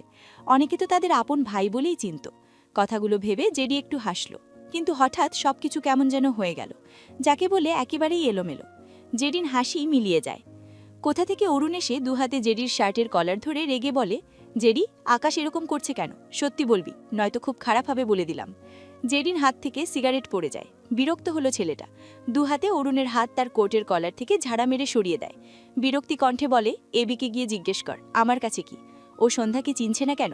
জেডি ভ্রুকুচকে বলে, হুইজ সন্ধ্যা? অরুণ দাঁত কিরমির করে বলে, সন্ধ্যা আকাশের বউ। জেডি এত অদ্ভুতভাবে তাকালো যেন পৃথিবীতে কোনো আশ্চর্যজনক ঘটনা ঘটেছে যা সে মাত্র শুনল। হঠাৎই সে শব্দ করে হেসে দেয়। হাসতে হাসতে ডান হাতে গাড়ি ধরে রাখে। অরুণ বিরক্ত চোখে চেয়ে আছে। জেডি বহু কষ্টে নিজেকে সামলে বলে, তোর খোঁজ কি পাবনার লোকেরা এখনো পায়নি? একবার বলছিস এবির চোখ কালো ছিল, একবার বলছিস ও বিবাহিত ছিল। মানে মজা করার লিমিটটা একটু রাখ ডিয়ার। অরুণ হতাশ কণ্ঠে বলে, চোখের ব্যাপার নিয়ে কিছু বলছি না, কিন্তু ও সত্যিই বিবাহিত। ওর জেডি মাঝখান থেকে বলে, লাইক সিরিয়াসলি? আমার দুঃস্বপ্ন শুনতে চেয়ে নিজের ভিত্তিহীন স্বপ্ন ফাটাতে এসেছিস। ভালো ভালো, শুনবো অবশ্যই, কিন্তু তুই প্লিজ একটা ডক্টর দেখা, নয়তো পাবনায় যা, তোকে আর নেয়া যাচ্ছে না। অরুণ রেগে বলে, আমি মিথ্যে বলছি না। জেডি মাছি তাড়ানোর ভঙ্গি করে বলে, এভির মেয়েদের অপছন্দ করার পেছনে অনেকগুলো কারণ আছে। এর মধ্যে তোর প্লেবয়ের রোল জাস্ট একটা নমুনা, আরও বড় বড় কারণ আছে। এগুলো তুই আমি সবাই জানি। এরপরও এসব কোন যুক্তিতে বলিস বুঝলাম না। মানে ওকে পুরো বিবাহিত বানিয়ে দিচ্ছিস।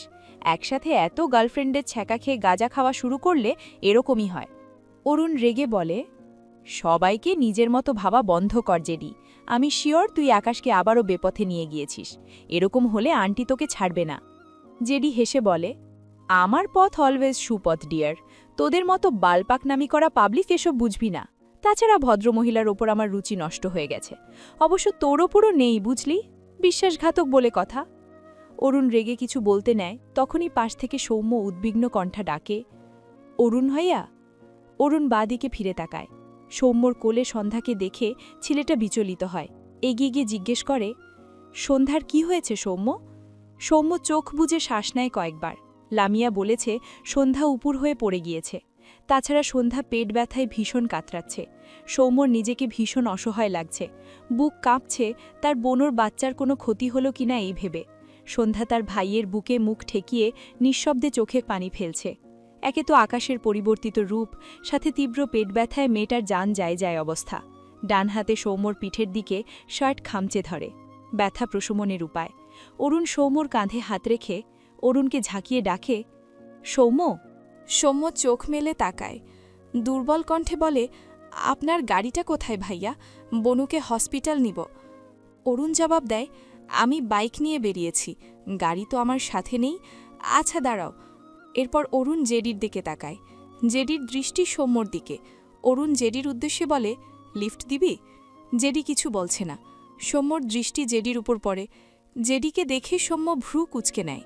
চেনা চেনা লাগছে, কোথায় যেন দেখেছে মনে হলো। 2 সেকেন্ডের মাথায় সৌম্যর মনে পড়ে জেডিকে। ভার্সিটিতে আকাশের সাথে সবসময় জেডিকে দেখত। তাদের ব্যাচের বেশিরভাগ মানুষ জানত এভি জেডি 2 ভাই। তাদের মধ্যে সৌম্যও ছিল, কিন্তু পরে জানতে পারে তারা ভাই নয়। তারপর হঠাৎই জেডি কোথায় যেন হারালো। সৌম্য এদের ব্যাপারে কিছু জানত না, মাথাও ঘামায়নি। আজ এত বছর পর জেডিকে দেখে সে বেশ অবাক হয়। জেডি পকেট থেকে গাড়ির চাবি বের করে গম্ভীর গলায় বলে, ওকে। তার দৃষ্টি সৌম্যর পানে। জেডির সম্মতি পেয়ে সৌম্য খুশি হল না। জেডির থেকে দৃষ্টি ফিরিয়ে সে অরুণের উদ্দেশ্যে বলে, আমি সিএনজি করে চলে যাব ভাইয়া। কথাটা বলে সৌম্য উল্টো দিকে এগোয়। অরুণ দ্রুত সৌম্যর সামনে দাঁড়িয়ে বলে, কি হয়েছে সৌম্য? জেডির গাড়িতে যাও, সন্ধ্যাকে অনেক অসুস্থ লাগছে। সৌম্য ছোট করে বলে, উনার সাথে যাব না ভাইয়া। কেন? সৌম্য ফোঁস করে শ্বাস ফেলে বলে, উনাকে আমার পছন্দ নয় ভাইয়া। উনি ভীষণ উচ্ছৃঙ্খল টাইপ, দৃষ্টিও ভালো লাগে না। আর জেডি এগিয়ে এসে বলে, কিছু বলছিলে ডিয়ার? সৌম্য চুপ হয়ে গেল। জেডি একবার সৌম্যর দিকে তাকায় তো একবার সন্ধ্যার দিকে তাকায়। বলে, সালাম কালাম সব ভুলে গেছ? সেসব থাক, কোলে এটাকে। সৌম্য ভদ্রতাসূচক উত্তর দেয়, ছোট বোন। জেডি হেসে বলে, ও নাইস, তোমার বোন তো পাক্কা লাইলি। বাট মজনু পাত্তা দিচ্ছেন না। আই থিঙ্ক মাথায় গণ্ডগোল হয়েছে, নকল মজনুকে আসল মজনু ভাবছে। এটুকু বলে জেডি পকেট থেকে একটি 1000 টাকার নোট বের করে সৌম্যর বুক পকেটে রেখে বলে, তোমার বোনকে একটা পাগলের ডক্টর দেখিয়ে নিও, কেমন? সৌম্য থমথমে মুখে তাকায়। সে জেডিকে উচ্ছৃঙ্খল বলায় জেডি তাকে সূক্ষ্ম অপমান করল, এটা খুব ভালো করে বুঝল সে। জেডি এক পা পিছিয়ে গিয়ে হেসে বলে, আমাকে যতটা খারাপ ভাবো, ট্রাস্ট মি, আমি তার চেয়েও 1000 গুণ খারাপ। প্রুফ চাইলে আমার গাড়ি ছাড়া হসপিটাল গিয়ে দেখো। এখানে কি কথা হচ্ছে সন্ধ্যার মাথায় কিছু ঢুকছে না। এ পর্যায়ে এসে অসহনীয় পেট ব্যথায় সন্ধ্যা জ্ঞান হারায়, বাহাত ছেড়ে দেয়। ব্যাপারটি জেডি লক্ষ্য করে হেসে বলে, যা, তোমার বোন তো মরে গেল। সৌম্যর বুক কেঁপে উঠল। দ্রুত সন্ধ্যার দিকে তাকায়। বনুকে অচেতন অবস্থায় দেখে সৌম্যর সব এলোমেলো লাগে। অসহায় কণ্ঠে ডাকে, বনু। জেডি তার গাড়ির চাবি অরুণের পকেটে রেখে অরুণের বাইকের চাবি নিয়ে নেয়। উল্টো দিকে ফিরে হাঁটতে হাঁটতে বলে, ওদের নিয়ে যা অরুণ। সৌম্যর নিজেকে ভীষণ অসহায় লাগছে। আশেপাশে তাকালো সে। জায়গাটি একদম ফাঁকা। কত দূর গেলে যে গাড়ি পাবে? তাছাড়া জেডিকে তার সেই আগের মতোই লাগল। সে যা বলবে না শুনলে তুলকালাম কাণ্ড বাধায়। সৌম্য কারো অপমান সয়ে তার অনুদান নিতে বিন্দুমাত্র আগ্রহী হয় না, কিন্তু এখন তার বনুর জীবন জড়িয়ে। বনুর জন্য সে তার অপমান ভুলে গিয়ে গাড়ির দিকে এগিয়ে গেল। অরুণ গাড়ির দরজা খুলে দিলে সৌম্য সন্ধ্যাকে নিয়ে গাড়িতে উঠে বসে। অরুণ ড্রাইভিং সিটে উঠে গাড়ি স্টার্ট দেয়। রাস্তার অপর পাশে লামিয়া সে সন্ধ্যা আর তার ব্যাগ স্কুটির সামনে রেখে স্কুটি স্টার্ট দিয়ে গাড়ির পিছু পিছু যায়। কিছু দূরে এসে জেডি অরুণের বাইক পেয়ে বাইকে উঠে বসে। কানে ব্লুটুথ লাগিয়ে বাইক স্টার্ট দেয়। দৃষ্টি অদৃশ্য হবার পথে তার গাড়ির দিকে। হঠাৎই বাইক টান দেয়। বাইকের স্পিড হাই। কয়েক সেকেন্ডের মাথায় জেডি তার গাড়ির পাশাপাশি এসে বাইকের স্পিড কমায়, আরেকটু চেপে যায় তার গাড়ির দিকে, বাঁদিকে ঘাড় ফেরায়। অরুণের চোখে মুখে চিন্তা, মনোযোগ দিয়ে গাড়ি চালানোয় ব্যস্ত। জেডি বাঁকা হেসে গলা চড়িয়ে বলে, গাড়ির ব্রেক তো ফেল ডিয়ার। কথাটা শুনতেই অরুণ দ্রুত ডান দিকে ঘাড় বাঁকায়, রেগে বলে, তোর প্রবলেম কি জেডি? কথাটা বলে অরুণ গাড়ি থামানোর চেষ্টা করে, কিন্তু পারছে না। তার মনে হলো সত্যিই হয়তো গাড়ির ব্রেক ফেল। বেচারা অতিরিক্ত টেনশনে হাইপার হয়ে গিয়েছে। জেডি শব্দ করে হাসে, বলে, কবরস্থানে 3টে কবরের টিকিট কাটতে যাচ্ছি, সাবধানে মরবি, ওকে ডিয়ার? কথাটি বলে জেডি তার বাইকের স্পিড বাড়ায়। এদিকে অরুণ গাড়ি থামানোর চেষ্টা করছে, অথচ প্রতিবারই ব্যর্থ হচ্ছে। পিছন থেকে সৌম্য বলে, অরুণ ভাইয়া, গাড়ির ব্রেক ঠিকই আছে, আপনি গাড়ি চালান। তখনই অরুণ গাড়ির ব্রেক কষে, স্বস্তির নিঃশ্বাস ফেলে। সত্যি গাড়ির ব্রেক ঠিকই আছে। ওই যে কথায় আছে, অতিরিক্ত হাইপার হলে সহজ জিনিস হাতের বাইরে চলে যায়। অরুণের ক্ষেত্রে তেমনটাই হয়েছিল। কিন্তু সৌম্য কিভাবে বুঝল? অরুণ পিছু ফিরে জিজ্ঞেস করে, তুমি কিভাবে বুঝলে সৌম্য? সৌম্য জবাব দেয়, আপনি ওনার বন্ধু, তাই মনে হলো। আপনি প্লিজ দ্রুত চলুন, বনুর জন্য চিন্তা হচ্ছে। অরুণ আর সময় নষ্ট না করে গাড়ি স্টার্ট দিল। সৌম্য তার বুকে পড়ে থাকা অচেতন সন্ধ্যার দিকে তাকায়, মুখটা মলিন। ডান হাত অতি স্নেহের সাথে সন্ধ্যার মাথায় বুলিয়ে দেয়। আজ কি হয়েছে কে জানে। সে শুধু চায় তার বনুর বাচ্চাটা সুস্থভাবে এই পৃথিবীতে আসুক। তার বনুর একটুখানি সুস্থ হওয়ার জন্য এই একটাই সম্বল হিসেবে ধরে রেখেছে সৌম্য। আর তো কোনো উপায় নেই। অরুণের কথায় ধ্যান ভাঙে সৌম্যর। জেডি আমার বন্ধু নয় সৌম্য, ও শুধু আকাশের বন্ধু। অরুণের কণ্ঠের রাগ। সৌম্য ভ্রু কুঁচকে তাকিয়ে রইল। এইসব ব্যাপারে সে জানে না, তাই অবুঝ নয়নে চেয়ে রইল। জেডি খুব রিল্যাক্স মুডে বাইক চালাচ্ছিল। হঠাৎই চোখ মুখ শক্ত হয়ে যায়। বাইকের স্পিড সর্বোচ্চ করে, আঁকাবাঁকা করে বাইক টেনে নিয়ে যায়। তীব্র বাতাসে চোখ বুঝে আসার কথা, অথচ জেডির চোখ জোড়া তীক্ষ্ণ, একবারের জন্য বন্ধ হয় না। রাগে মুখ লাল হয়ে গিয়েছে। বিড়বিড় করে, অ্যাভির বাচ্চা। কিছু সময়ের মাঝে একটি হসপিটালের সামনে বাইক থামায় জেডি। দ্রুত বাইক থেকে নেমে হসপিটালের দিকে দৌড় দেয়। হাঁটু সমান ওভারকোট পিছনে কিছুর সাথে বেঁধে যাওয়ায় ডান হাতে জোরে টান দেয়। এক কোণায় সামান্য ছিঁড়ল বোধহয়। জেডি সেদিকে পাত্তা দিল না, দৌড় লাগায় ভেতরে। 3 তলায় এসে থামে জেডি, হাঁপিয়ে গিয়েছে। সামনে তাকালে দেখল এভি ভীষণ সিরিয়াসভাবে একজন ডক্টরের সাথে কথা বলছে। জেডি বড় বড় পা ফেলে এগিয়ে যায়। কোনো কথা ছাড়াই এভিকে টেনে সরিয়ে দিয়ে বাঁ হাতে ডক্টরের কলার শক্ত করে ধরে ডান হাতে সমানে ঘুষি মারে। থামাথামের নাম নেই। এভি হতভম্ব চোখে তাকায়। ডক্টরটির বয়স আকাশদের মতোই। সে মার খাচ্ছে কেন তাও বুঝল না। জেডিকে আটকাতে চাইলেও পারে না। জেডি লোকটিকে মারতে মারতে মাটিতে শুইয়ে দিয়েছে। আশেপাশে সকলে দাঁড়িয়ে দাঁড়িয়ে তামাশা দেখছে। আকাশ এগিয়ে আসার আগেই কোথা থেকে নিয়াজ দৌড়ে এসে জেডিকে আটকায়।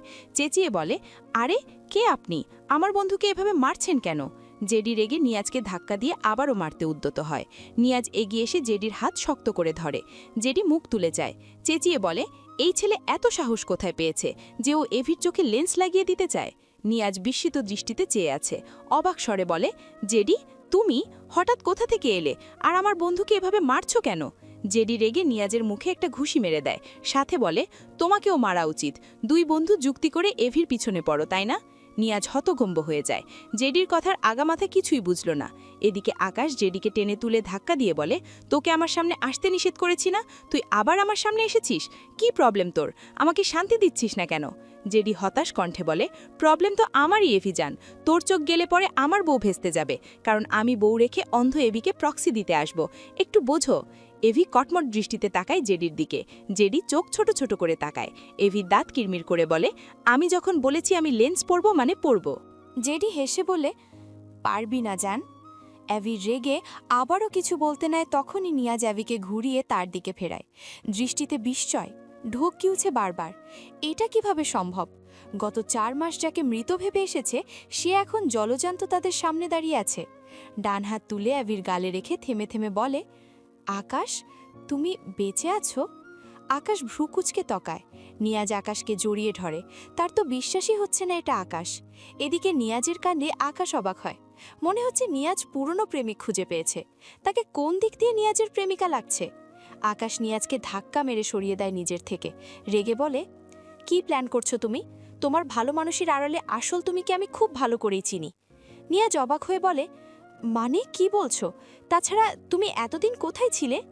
আকাশ বিরক্তি কণ্ঠে বলে, তোমার শ্বশুরবাড়ি। জেডি নিয়াজের সামনে দাঁড়িয়ে চোখ ছোট ছোট করে বলে, ব্যাপার কি? তুমি না আকাশের শত্রু, হঠাৎ প্রেমিক প্রেমিক ভাইব দিচ্ছ কেন? তুমি ছেলে, এটা মাথায় রাখো, আর আমার অ্যাভিজানের থেকে দূরে থাকো। নিয়াজ হতভম্ব চোখে তাকায়। জেডি এসেই যে ডক্টরকে মারল, তার নাক দিয়ে কয়েক ফোঁটা রক্ত গড়িয়ে পড়েছে। ধীরে ধীরে উঠে দাঁড়িয়ে ডান হাতের তালু দিয়ে রক্তকণা মুছে নেয় সে। অ্যাবি তার সামনে এসে গম্ভীর স্বরে বলে, আজকে লেন্স পরাতে পারবে না? ছেলেটি ঢোক গিলল। অ্যাবির পাশ থেকে জেডি কৌতুক স্বরে বলে, শুধু আজকে নয়, এক্ষুনি পারবে, আর তারপর জানটা দিয়ে দিতে হবে। লেন্স পরাবে, জান দিবে, পারবে না ডেয়ার? এভি ওভারকোটের ভেতরের পকেট থেকে একটা পিস্তল বের করে পিস্তলটি ঘোরায় আর ডক্টরের দিকে যেয়ে গম্ভীর গলায় বলে, আমাকে লেন্স না পড়ালে এক্ষুনি জান দিতে হবে। কি চাও বলো? নিয়াজের কলিগ ভীতি চোখে একবার জেডির দিকে তাকায় তো একবার এভির দিকে। বেচারা এটা কোথায় ফাঁসলো? সে এদের দুজনের কাউকেই চেনে না। তার পরিচয় নিয়াজের সাথে। অল্পদিনেই খুব ভালো বন্ধুত্বপূর্ণ একটি সম্পর্ক গড়ে উঠেছে তাদের মাঝে, কিন্তু সে নিয়াজের থেকে ভীষণ ভীতু টাইপের। তার মাঝে আবার এসব। নিয়াজ এগিয়ে এসে আকাশের হাতে পিস্তল দেখে ভীষণ অবাক হয়, বলে, আকাশ, তোমার কি হয়েছে, একটু ক্লিয়ার করবে প্লিজ? এভি নিয়াজের কলার ধরে চিবিয়ে চিবিয়ে বলে, তোমার বন্ধুকে রাজি হতে বলো, নয়তো ওকে সহ তোমাকে একদম মেরে ফেলব। নিয়াজ ঢুক গিলল, তার দৃষ্টি আকাশের সোনালি চোখের মণিতে। অবাক হলো না, অবাক হলো আকাশের স্বভাব দেখে। অতপর বলে, ঠিক আছে, ওর চেয়েও ভালো ডক্টর আছে, আমার বড় স্যারের সাথে কথা বলে তোমাকে জানাবো। এভি গম্ভীর স্বরে বলে, গুড, ডেট যেন আজকেই হয়। এরপর নিয়াজকে ছেড়ে এভি ডান হাতে জেডিকে ধক্কা দিয়ে সামনের দিকে চলে যায়। জেডির রাগান্বিত দৃষ্টি নিয়াজের ওপর। নিয়াজের দিকে তেড়ে এসে বলে, তুমি এভিকে কি বললে? নিয়াজ ঢুক গিলে বলে, তোমরা দুজন এরকম করলে আমি কোন দিকে যাব বলো তো? তাছাড়া আকাশ এতদিন কোথায় ছিল, আর ও বাঁচল কিভাবে? তুমি সব জানো, তাই না? জেডি তীক্ষ্ণ চোখে তাকায় নিয়াজের দিকে। পিছন থেকে অরুণ বলে, জেডি, তুই সব ক্লিয়ার করবি, এক্ষুনি। জেডি ঘাড় বাঁকিয়ে অরুণের দিকে তাকায়। বাঁকা হেসে বলে, কিচ্ছু ক্লিয়ার করব না। কি করবি? অরুণ রেগে বলে, করবি তুই। আকাশ সন্ধ্যার সাথে এরকম কেন করছে? সন্ধ্যাকে একদম চিনতেই পারছে না। কি হয়েছে আকাশের, বল? জেডি বিরক্ত হলো। আবার কোন সন্ধ্যা পন্ধাকে টেনে আনছে? অরুণের কথা শুনে নিয়াজ অবাক হয়। আকাশ সন্ধ্যাকে চিনতে পারছে না? এটা কখনো সম্ভব? অতঃপর বলে, এসব কি বলছো অরুণ? অরুণ উত্তর করে, আমি ঠিকই বলছি। তুমি জানো নিয়াজ, সন্ধ্যা আকাশকে ট্যাচ করেছে বলে আকাশ ওকে থাপ্পড় পর্যন্ত মেরেছে। নিয়াজ এবার ভীষণ অবাক হয়। কিছুক্ষণ আগে বলা আকাশের কাণ্ড সাথে আকাশের বলা কিছু কথাগুলো নিয়ে ভাবল খানিক। অতঃপর জেডির দিকে তাকিয়ে বলে, শর্ট মেমোরি লস? জেডি নীরব। নিয়াজ আবারও বলে, কিছু বলছো না কেন? জেডি বিরক্তি কণ্ঠে বলে, এসব বাদ দাও। তুমি এভিকে লেন্স পরিয়েছিলে কেন? আমি পড়াইনি, আমার বড় স্যার পড়িয়েছিল। কানেকশন তো তোমার সাথে। Do you have any idea টানা বছর লেন্স পড়ার কারণে এভির চোখের অবস্থা কতটা খারাপ হয়েছে? নিয়াজ থমথমে মুখে তাকায়। জেডি দাঁতে দাঁত চেপে বলে, এভির চোখে এগেন লেন্স পড়ালে সেই ডক্টরকে আমার হাত থেকে কেউ বাঁচাতে পারবে না। আমাকে নিশ্চয়ই নতুন করে চেনাতে হবে না, তাই না ডেয়ার? শেষ কথাটা বাঁকা হেসে বলে। এরপর সে আর এখানে দাঁড়ালো না। নিয়াজ থমথমে মুখে তাকিয়ে থাকে। কানে বাজল দুটো বাক্য। আন্টি, আকাশকে এভাবে লেন্স পরিয়ে রাখলে অনেক বড় ক্ষতি হয়ে যেতে পারে। হলে হবে, সর্বোচ্চ অন্ধ হবে, আমার কোনো সমস্যা নেই। এ ব্যাপারে আর কোনো কথা বলবে না, না আমাকে আর না তো আকাশকে। অরুণের ধাক্কায় নিয়াজের ধ্যান ভাঙে। অরুণ ভ্রু কুচকে বলে, আরে, আকাশ জেডির ওপর জেদ করে এমন আগেও করেছে, এখনও করেছে। জেডি এখন সব সামলাবে। কিন্তু তুমি আকাশের ব্যাপারে কি বললে? ও সন্ধ্যাকে চিনছে না কেন? নিয়াজ মৃদুস্বরে বলে, বুঝতে পারছি না অরুণ। আমি আকাশকে একবার চেক আপ করলে বুঝতে পারবো। আর তাছাড়া, নিয়াজের কথা ফুরিয়ে যায়। মাথায় অনেক কিছু ঘুরছে। সন্ধ্যা বিছানার এক কোণায় শুয়ে আছে। চোখের পাতা বন্ধ হলেও সে জেগে আছে। থেকে থেকে চোখের কোণ ঘেঁষে নোনা পানি গড়িয়ে পড়ে। একপাশে লামিয়া বসে আছে, অপর পাশে ইরা। সৌম্য হসপিটাল থেকে ফিরে বাইরে গিয়েছে সন্ধ্যার জন্য ফলমূল কিনতে। ডক্টর বলেছে ভীষণ উইক সন্ধ্যা, পড়ে গিয়ে পেটে ব্যথা পেয়েছিল বেশ। তবে ডক্টর চেক আপ করে জানিয়েছে বাচ্চা ঠিক আছে। এতে সবাই আপাতত স্বস্তি দেয়। আসমানি নওয়ান হাতে করে একটি বাটিতে স্যুপ এনেছে সন্ধ্যাকে খাওয়ানোর জন্য। ভদ্রমহিলা সন্ধ্যার পাশে এসে বসে। সন্ধ্যার মাথায় হাত বুলিয়ে মৃদুস্বরে ডাকে, জান্নাত। সন্ধ্যার সাথে সাথে চোখ মেলে তাকায়। কাঁদতে কাঁদতে চোখের 12টা বাজিয়েছে মেয়েটা। ফুপিয়ে বলে, আম্মা, আমি তোমার ছেলেকে দেখেছি। উনাকে একটা কল করো না, একটু আসতে বলো, একবার আসতে বলো। আসমানি নওয়ান ইরা দুজনেই অসহায় চোখে তাকায় সন্ধ্যার দিকে। তারা দুজনেই ভাবছে এসব সন্ধ্যার ভুল ধারণা। ইরা বোঝানোর স্বরে বলে, আকাশ ভাইয়া আর নেই বোন, তুমি মানার চেষ্টা করো। আকাশ ভাইয়ার অংশের কথা ভাবো। সন্ধ্যা রেগে বলে, তোমরা আবার আমাকে পাগল বলতে চাইছো? আমি বলছি তো আমি ওনাকে দেখেছি। উনি অরুণ ভাইয়ার সাথে কথা বলেছে, শুধু আমার সাথে বলেনি। এরপর সন্ধ্যা আসমানি নওয়ানের দিকে তাকিয়ে বলে, আম্মা, তুমি একটু কল করো না ওনার কাছে। উনি আমার উপর রেগে গেলে অপরিচিতদের মতো আচরণ করে। ওই যে আমার গলা অপারেশন করলাম, তখনও একদম অপরিচিতদের মতো করছিল। ওনার অনেক বেশি অভিমান, এবারেও হয়তো অভিমান করেছে। তুমি একবার আসতে বলো, উনি যা বলবে আমি সব করব। তুমি শুধু ওনাকে একবার আমার কাছে আসতে বলো। বলো না আম্মা, আম্মা। বলতে বলতে সন্ধ্যা আসমানি নোয়ানের উড়ুতে মুখ ঠেকিয়ে ফুপিয়ে ওঠে। আসমানি নোয়ানের চোখের কোণ ভিজে উঠল মেয়েটির আহাজারিতে। কিছু বলতে চায়, মাঝে লামিয়া বলে, সন্ধ্যা মিথ্যা বলছে না আন্টি, আকাশ ভাইয়াকে আমিও দেখেছি। লামিয়ার কথা শুনে আসমানি নোয়ান ইরা দুজনেই বিস্ময় দৃষ্টিতে তাকায়। লামিয়া ঢোক গিলে বলে, উনি আকাশ ভাইয়া কিনা আমি জানি না, কিন্তু একদম আকাশ ভাইয়ার মতো দেখতে। চোখগুলো সোনালি, আর ওনাকে একজন এভি বলে ডাকছিল বারবার। কথাটা শুনেই ইরা ভীষণ অবাক হল। তার কাছে এভি নামটা বোধহয় পরিচিত ঠেকল, কিন্তু সোনালি চোখ এটা মেলাতে পারল না। আসমানি নওয়ান স্তব্ধ হয়ে যায়, চোখজোড়া ভিজে উঠল, বিড়বিড় করল, সোনালি চোখ, এভি? ঢোক গিলে বলে, ওর সাথে কে ছিল? লামিয়া ভাবুক ভঙ্গিতে বলে, ঠিক মনে পড়ছে না, কিন্তু এভির মতোই নামটা। আসমানি নওয়ান বলেন, জেডি? লামিয়ার সাথে সাথে বলে, হ্যাঁ হ্যাঁ, এটাই। আসমানি নওয়ান ঢোক গিনল, হাতের বাটি কোনো রকমে ইরার হাতে ধরিয়ে দিয়ে এলোমেলো পায়ে ঘর থেকে বেরিয়ে যেতে যেতে ধরা গলায় বলে, আকাশ মরে গিয়েছে। আসমানি নওয়ানের রিয়াকশনে ইরা, লামিয়া দুজনেই অবাক হল। এভি, জেডি দুটো নাম ইরার ভীষণ পরিচিত লাগে। এদিকে সন্ধ্যা ধীরে ধীরে শোয়া থেকে উঠে বসল, নিঃশব্দে চোখে পাড়ি ফেলে আর আসমানি নওয়ানের দিকে চেয়ে বলে, আকাশ বেঁচে আছে আম্মা, সত্যি বলছি। আকাশ বিরাজ নওয়ান, যাকে সবাই তার নামের শর্ট ফর্ম হিসেবে এভি নামে চেনে। তার গাড়ি বাড়ির সামনে এসে দাঁড়ায় মাত্র। একজন গার্ড এভির গাড়ির দরজা খুলে দিলে এভি ভেতর থেকে বেরিয়ে আসে। দৃষ্টি সামনে দণ্ডায়মান সফেদ রঙের ৩ তলা বাড়ি। চোখে মুখে গাম্ভীর্যের থাপ থাকলেও খুশির ঝিলিক মুখবয়বে প্রকাশ পায়। কোনো দিকে তাকায় না সে, দৃষ্টি সামনে রেখে বড় বড় পায়ে বাড়ির ভেতরে প্রবেশ করে। আসমানি নওয়ান দোতলা থেকে নেমে নিজ ঘরে যাওয়ার জন্য কেবল পা বাড়িয়েছেন, তখনই মা ডাকটি কানে বর্জ্যের ন্যায় ভেসে আসে। ছেলেটির কণ্ঠ স্বাভাবিক হলেও আসমানি নওয়ানের কাছে তা অস্বাভাবিক লাগল। কণ্ঠটি যে হুবহু তার ছেলের। আকাশ সত্যি বেঁচে আছে। আসমানি নওয়ানের পা থেমে গিয়েছে অনেক আগেই। দিক ফিরিয়ে দরজার দিকে দৃষ্টি পড়লে ভদ্রমহিলার দৃষ্টিতে অসীম বিস্ময় ভর করে। আজ প্রায় ৪ মাস পর নিজ ছেলেকে জীবিত ও সুস্থ দেখে ভদ্রমহিলা রিয়াকশন দিতে ভুলে গিয়েছে। যাকে এতগুলো মাস মৃত জেনে এসেছে, সেই ছেলে হঠাৎ জীবিত রূপে ফিরে এসেছে, তাও আবার সাধারণভাবে নয়। আসমানি নওয়ান ছেলের বেশভূষা খেয়াল করলেন, যা তার কাছে অস্বাভাবিক লাগল। আকাশের সোনালি চোখের মণি সাথে এরকম বেশভূষা ভদ্রমহিলার মাঝে ভীতি সৃষ্টি করে, যেন এই আকাশ তার কাছে এক ধরনের ফোবিয়া। ধীরে ধীরে তার দৃষ্টিজোড়া ঝাপসা হয়, থেমে থেমে আওড়ায়, আকাশ। এভি আসমানি নোয়ানের দিকে চেয়ে আছে, ঠোঁটের কোণে সূক্ষ্ম হাসি, যা খুব বেশি দৃশ্যমান নয়। এভি আসমানি নোয়ানের দিকে এগিয়ে আসতে আসতে বলে, কেমন আছো মা? ক্ষণে ক্ষণে আসমানি নোয়ানের দৃষ্টি ঝাপসা হতে থাকে। এভি ভদ্রমহিলার পানে দৃষ্টি রেখে এগিয়ে আসছে। সন্ধ্যা আসমানি নোয়ানের পিছু পিছু ধীরে ধীরে আসছিল, ছোট ছোট পায়ে সিঁড়ি বেয়ে নিচে নামছিল। ইরা, লামিয়া ডাকলেও শোনেনি। আকাশের কণ্ঠ শুনতে পেয়ে মেয়েটার পা থেমে যায়। দৃষ্টি নিচতলায় পড়লে সন্ধ্যার ঢোক গিলল। আকাশ এদিকে এগিয়ে আসছে। মুহূর্তেই সন্ধ্যার চোখজোড়া ভরে ওঠে, বিড়বিড় করে, আপনি এসেছেন আকাশ? এবার সন্ধ্যা বড় বড় পায়ে এক প্রকার দৌড়ে সিঁড়ি বেয়ে নামতে থাকে।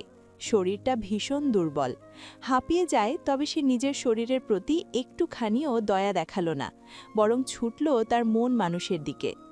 এভি আর আসমানি নোয়ানের দূরত্ব সামান্য। হঠাৎ সন্ধ্যা দৌড়ে এসে এভির বুকে ঝাঁপিয়ে পড়ে। এভির শক্তপোক্ত শরীর ঝাঁকি দিয়ে ওঠে, তবে জায়গা থেকে এক চুল নড়ল না। সন্ধ্যা এভিকে শক্ত করে জড়িয়ে ধরে রেখে নিঃশব্দে চোখের পানি ফেলে, বিড়বিড়িয়ে বলে, আর ছেড়ে যাবেন না আমাকে, আর অভিমান করবেন না, থেকে যান আমার কাছে। এদিকে তাকে কোনো মেয়ে সাপটে ধরেছে বিষয়টি বুঝতে এভির কয়েক সেকেন্ড সময় লাগল। যখন বুঝল, ততক্ষণে তার মাথায় রক্ত উঠে গিয়েছে, রেগে বোম হয়ে গিয়েছে। কোনো মেয়ের স্পর্শ হজম করার অভ্যেস তার নেই। ডান হাত মুষ্টি নিল। রাগের ফলে সোনালি চোখের মণি দুটো স্বাভাবিকের চেয়ে বেশি ঝিলিক দিচ্ছে, যা আগুনের মতো দপদপ করছে মনে হলো। এভি বাঁ হাত তুলে সন্ধ্যার কাঁধে রাখে শক্ত করে, এরপর চোখের পলকে সন্ধ্যাকে জোরে সরে এক ধাক্কা দেয়। সন্ধ্যা পড়তে পড়তে বেঁচে যায়, নিজের দুর্বল শরীরটাকে বহু কষ্টে সামলিয়ে দাঁড়িয়ে যায়। বিস্ময় দৃষ্টিতে তাকায় তার সামনে দণ্ডায়মান মানুষটার দিকে, যার দৃষ্টির তীক্ষ্ণতা সন্ধ্যার ভেতর পর্যন্ত কাঁপিয়ে দেয়। এভি সন্ধ্যাকে দেখে অবাক। আরে, এটা সেই রাস্তার মেয়েটা না? মেয়েটা তার পিছু পিছু তার বাড়িতে চলে এসেছে। আর তো নেয়া যাচ্ছে নাইকে। আকাশ সন্ধ্যার দিকে চেয়ে রাগান্বিত স্বরে বলে, হাউ ডেয়ার ইউ! আমাকে টাচ করার সাহস কে দিয়েছে তোমাকে? বলতে বলতে এভি সন্ধ্যার গালে থাপ্পড় মারার জন্য হাত তুললে সন্ধ্যা ফুপিয়ে উঠে বলে, আপনি আবার আমাকে মারবেন? আকাশের হাত থেমে যায়, থমথমে দৃষ্টিতে তাকায় সন্ধ্যার দিকে। মেয়েটা আবার কাঁদছে। আকাশ ঢোক গিলল, ধীরে ধীরে হাত নামিয়ে নেয়। ওদিকে আসমানি নোয়ান আকাশের দিকে অবাক হয়ে তাকিয়ে আছে। আকাশ সন্ধ্যার সাথে এরকম করছে কেন? দোতারায় দাঁড়ানো ইরার অবস্থাও সেম, মনে হচ্ছে নতুন এক আকাশকে দেখছে। আসমানি নোয়ান অবাক হয়ে বলেন, আকাশ, তুমি সন্ধ্যার সাথে এভাবে কথা বলছো কেন? আকাশ একবার তার সামনে দাঁড়ানো মায়ের দিকে তাকায়, দৃষ্টি ফিরিয়ে আবারও সন্ধ্যার দিকে চেয়ে বিরক্তি কণ্ঠে বলে, মেয়েটি অনেক গায়ে পড়া স্বভাবের মা, সেই রাস্তা থেকে আমার পিছু পড়ে আছে। সন্ধ্যা বিস্ময় দৃষ্টিতে তাকায়। আকাশটাকে রাস্তার মেয়ে বলতে পারল? মেয়েটার ভেতরটা ভেঙে আসে। আকাশ সবাইকেই তো চিনছেন, তবে তাকে কেন চিনছেন না? সন্ধ্যার বুক ফেটে কান্না আসে। এগিয়ে এসে দু হাতে আকাশের ওভারকোটের কলার ধরে কান্না মাখা গলায় বলে, আপনি সবাইকে চিনছেন, শুধু আমায় চিনছেন না কেন আকাশ? এই দেখুন, আমি আপনার সন্ধ্যা মালতী, আপনার সোনা বউ, আপনার ভালোবাসা। আমায় খুব আদর করে সোনা বউ ডাকতেন।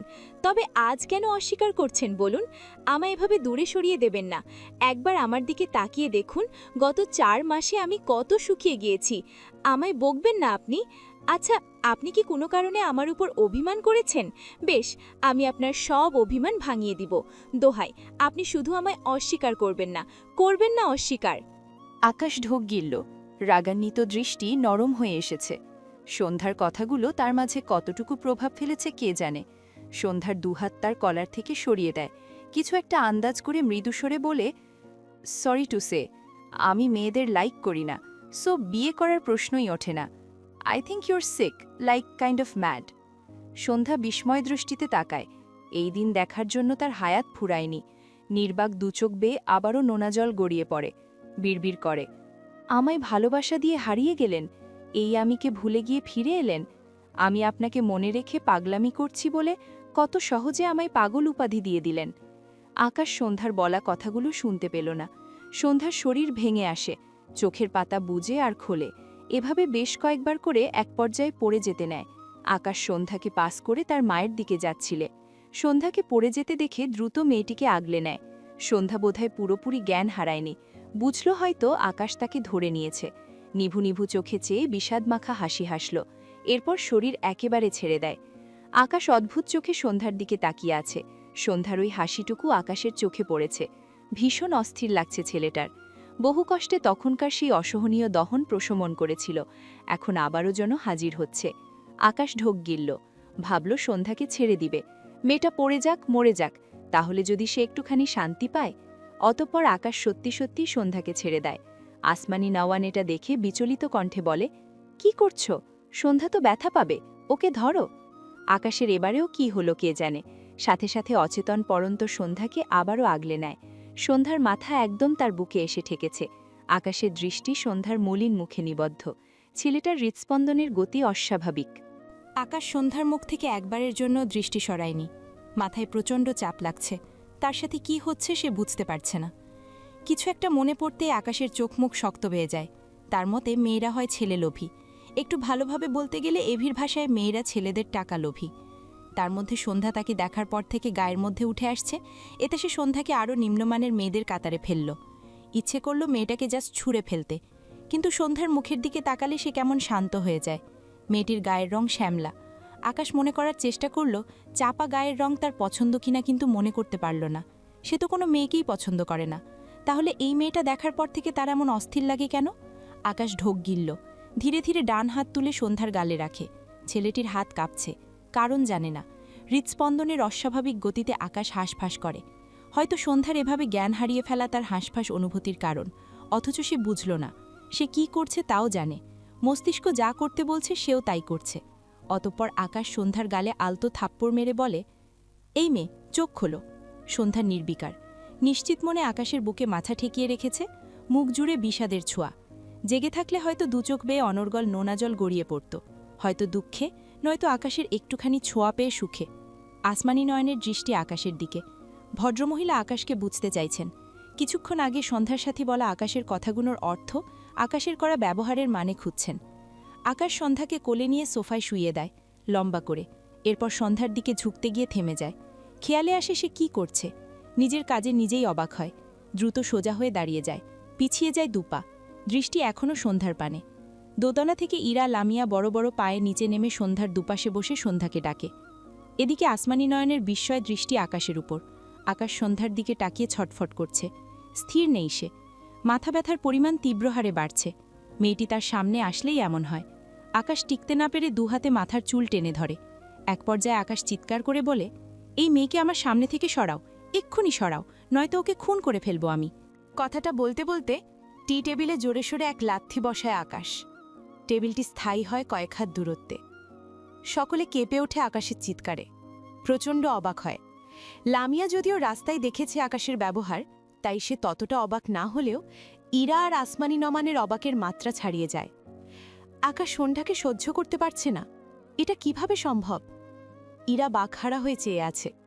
আকাশের বেশভূষায় যতটা অবাক হয়েছে, তার চেয়ে হাজার গুণ বেশি অবাক হচ্ছে সন্ধ্যার প্রতি আকাশের ব্যবহার দেখে। তার উপর আবার আকাশের সোনালি চোখ, যা তার কাছে সম্পূর্ণ এক নতুন চোখ। আসমানি নমান এগিয়ে এসে দাঁড়ায় আকাশের সামনে, জিজ্ঞেস করে, তুমি সন্ধ্যাকে নিয়ে এরকম কথা কিভাবে বলছো আকাশ? আকাশ ভ্রূ কুঁচকে তাকায়, বিরক্তি কণ্ঠে বলে, আমার যতদূর মনে পড়ে আমি কোনো মেয়ের সাথে মধুর সুরে কথা বলি না। তাছাড়া এই মেয়েটি ভীষণ গায়ে পড়া টাইপ। অসুস্থ হলে ডক্টরের কাছে যাওয়া উচিত, পাগল হলে পাগলা গারদে যাওয়া উচিত। বাট এই মেয়ে সব বাদ দিয়ে আমার পিছনে পড়েছে কেন? ওকে এক্ষুনি বাড়ি থেকে বের করে দাও মা, প্লিজ। আসমানি নমান অবাক হয়ে শুধু দেখছেন আকাশকে। বলেন, আকাশ তুমি কি বলছো ভেবে বলো। ও সন্ধ্যা তোমার। আকাশ মাঝখান থেকে বলে, কে এই মেয়ে? তুমি, অরুণ, সবাই এরকম রিয়াকশন কেন দিচ্ছ? সবাই মিলে পুরো মুডটাই নষ্ট করে দিয়েছ আমার।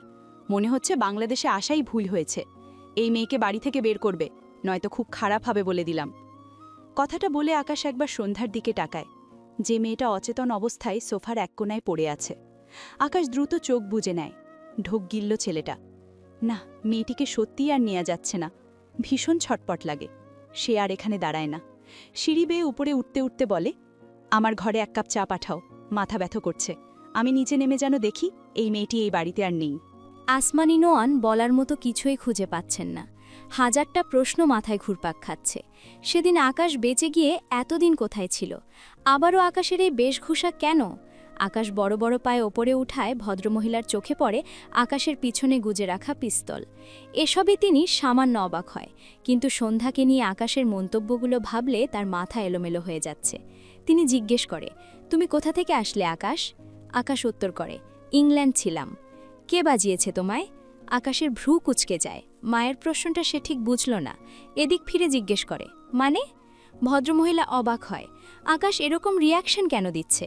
সে সত্যিই কিচ্ছু বুঝতে পারছে না। আকাশ বলে, লাস্ট অনেক দিন তোমার সাথে কথা হয়নি, রাগ করে চলে গেলাম, তুমিও আমাকে ভুলে থাকলে।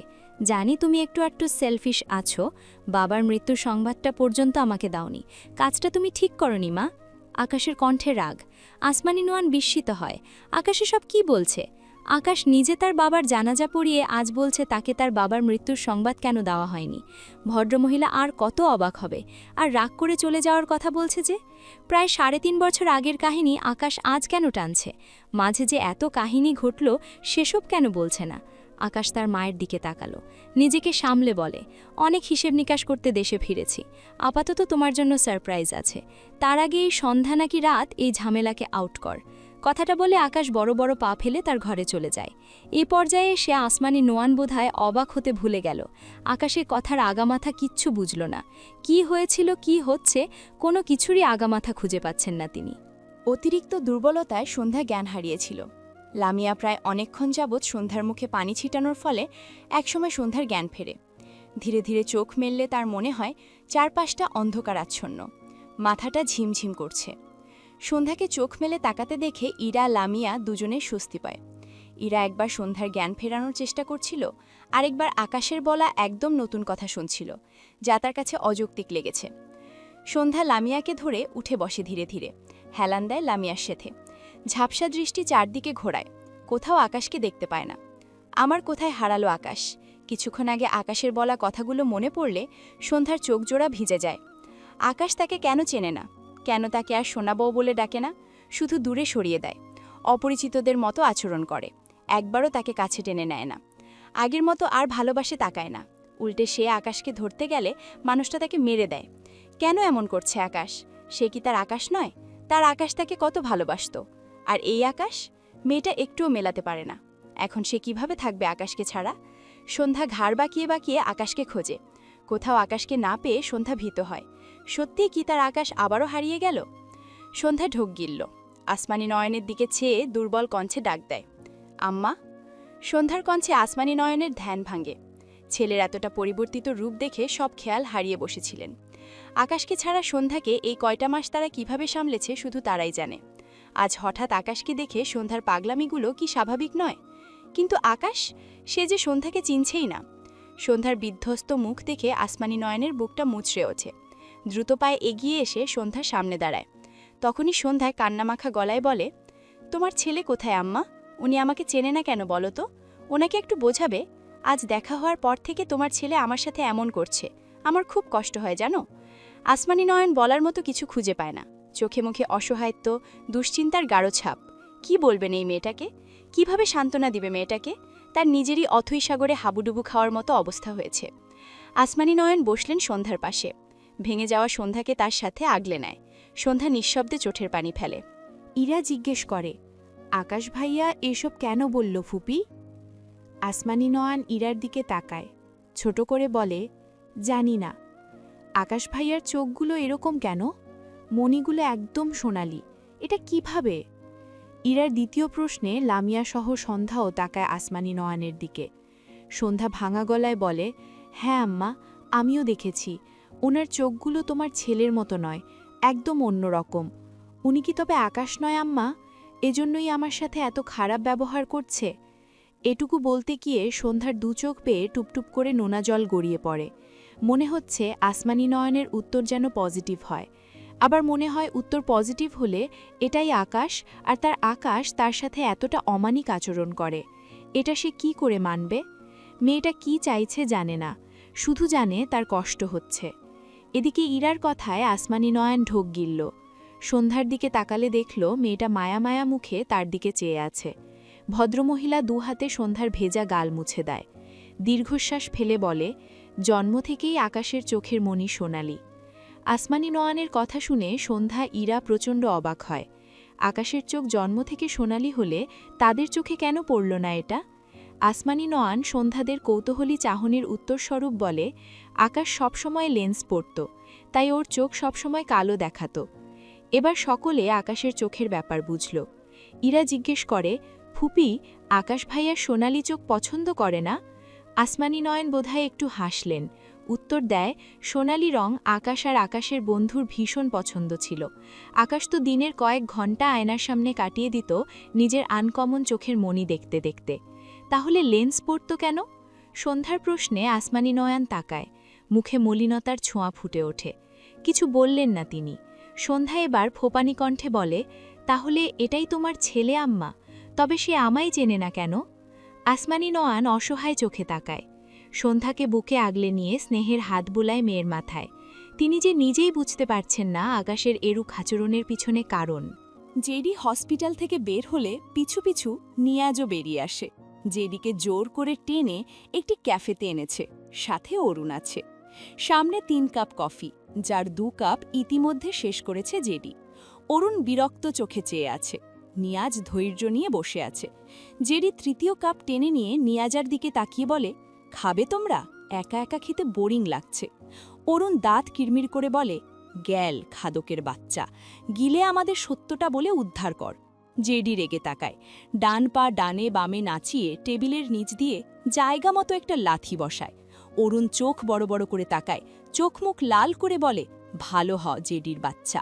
জেডি কফির কাপে দুবার চুমুক দিয়ে হেসে বলে, আমার ভালোর ধোঁয়ায় তোর চোখ মুখ লাল হয়ে গিয়েছে, আর ভালো হতে পারবো না ডিয়ার। নিয়াজ অরুণের দিকে চেয়ে ভ্রু কুচকে তাকায়। অরুণ অদ্ভুত রিয়াকশন দিচ্ছে বলে মনে হলো, জিজ্ঞেস করে, কি হয়েছে অরুণ? অরুণ বহু কষ্টে উচ্চারণ করল, কিছু না। নিয়াজ জেডির দিকে তাকিয়ে বলে, জেডি প্লিজ আকাশের ব্যাপারটা ক্লিয়ার কর, আমার চেম্বারে যেতে হবে। জেডি বাঁকা চোখে তাকায়, ভাবলে হীনভাবে বলে, মুড নেই, তুমি চেম্বারে যাও। অরুণ কটমট চোখে তাকায়, 1 ঘন্টায় 2 কাপ চা খেয়ে তাদের বসিয়ে রেখে এখন বলছে মুড নেই। ইচ্ছে করছে একে জাস্ট খুন করে ফেলতে। নিয়াজের চোখে মুখে বিরক্তি, ঠান্ডা মাথার মানুষ সে, তাই নিজেকে সামলায়, মৃদুস্বরে বলে, জেডি আমি হয়তো তোমার উপকারে আসতে পারি। জেডি খুব মনোযোগ দিয়ে কফি খাচ্ছিল। নিয়াজের কথা শুনে ভ্রু কুচকে যায়, হেসে বলে, এভির শত্রু আমার উপকারে আসবে, ইন্টারেস্টিং। নিয়াজ একটু হেসে বলে, আকাশ আমাকে দেখলে পথ পরিবর্তন করে না, তবে তোমাকে দেখলে পথ পরিবর্তন করে, আর আমার কনভিন্স করার ব্যাপারে বেশ দক্ষ, মনে আছে? যেটি থমথমে মুখে তাকায়, তার মাঝে আগ্রহ দেখা গেল। স্মৃতির পাতায় কিছু দৃশ্য উকি দিল। তখন তাদের ভার্সিটিতে 2nd ইয়ার। এভি জেডি 2 বন্ধু নিয়ম করে প্রতিদিন কার রাইডে বের হয়। জেডি গাড়ি চালাতে পারত না, শিখেছে ভার্সিটি ওঠার পর, শিখিয়েছে আকাশ নিজেই। প্রথম গাড়ি চালানো শেখার পর জেডি খুব আগ্রহ নিয়ে প্রতিদিন গাড়ি চালাতো, সাথে সবসময় আকাশ থাকত। প্রতিদিন গাড়ি চালাতে চালাতে এটা তার অনেকটা নেশার মতো হয়ে গিয়েছিল। দিনে সুযোগ না পেলেও রাতে যেত। একদিনের ঘটনা, রাত তখন 12টার কাছাকাছি। জেডি আজ অনেক ছোটাছুটির ফলে দিনে গাড়ি নিয়ে বেরোতে পারেনি, তাই এই রাতে গাড়ি নিয়ে বের হয়। পকেট থেকে ফোন বের করে এভিকে কল করে। 2 বার রিং হলেও কল রিসিভ হয় না। জেডি উপায় না পেয়ে একাই গাড়ি নিয়ে বের হয়। গাঠি চলছে তার মতো, জেডিও রিল্যাক্স মুডে একদম ফাঁকা রাস্তায় গাড়ি চালাতে ব্যস্ত। গাড়ির স্পিড হাই। হঠাৎই জেডির খেয়ালে আসে অনেকক্ষণ যাবৎ তাকে একটি গাড়ি ফলো করছে। প্রথমে জেডি পাত্তা না দিলেও এখন ভাবাচ্ছে। সে যেদিকে যায় পিছনের গাড়িটিও সেদিকে যায়। জেডি আয়নায় তাকিয়ে সূক্ষ্ম চোখে দেখছে তার পিছু পিছু আসা গাড়িটিকে। একসময় জেডি গাড়ির ব্রেক কষে, একই সাথে পিছনের গাড়িও থেমে যায়। জেডি বেশ অবাক হয়। সময় নষ্ট না করে সে দ্রুত গাড়ি থেকে বেরিয়ে আসে। এগিয়ে গিয়ে পিছনে দাঁড় করিয়ে রাখা গাড়ির কাছে গিয়ে দাঁড়ালে ভেতর থেকে আকাশ বেরিয়ে আসে। জেডি অবাক হয়ে বলে, তুই? সাথে সাথে জেডির ডান গালে শক্তপোক্ত এক থাপ্পড় পড়ে। জেডি মৃদু অর্তনাদ করে উঠল, উফ। আকাশ জেডির কলার ধরে রেগে বলে, তোর সাহস কি করে হয় একা একা গাড়ি নিয়ে বের হওয়ার? জেডি গালে হাত দিয়ে থমথমে মুখে বলে, মনে হচ্ছে দাঁত পড়বে। আকাশ চোখ পাকিয়ে তাকায়। জেডি সাফাই গায়, সত্যি বলছি, মুখের ভেতর 4টে দাঁত নড়ে উঠল, উপরে 2টো নিচে 2টো। আকাশ বিরক্ত হয়। এর 10টা কার্যকরী কথার মাঝে 9টা ভিত্তিহীন কথা থাকবেই। আকাশ জেডির কলার ছেড়ে গাড়িতে উঠে বসতে নিলে জেডি আকাশের হাত টেনে ধরে বলে, এভি রাগ করছো কেন? আমি তোকে কল করেছিলাম কিন্তু পাইনি। আকাশ রেগে তাকায়। জেডি এভির হাত ছেড়ে দ্রুত তার দুগালে হাত রাখে।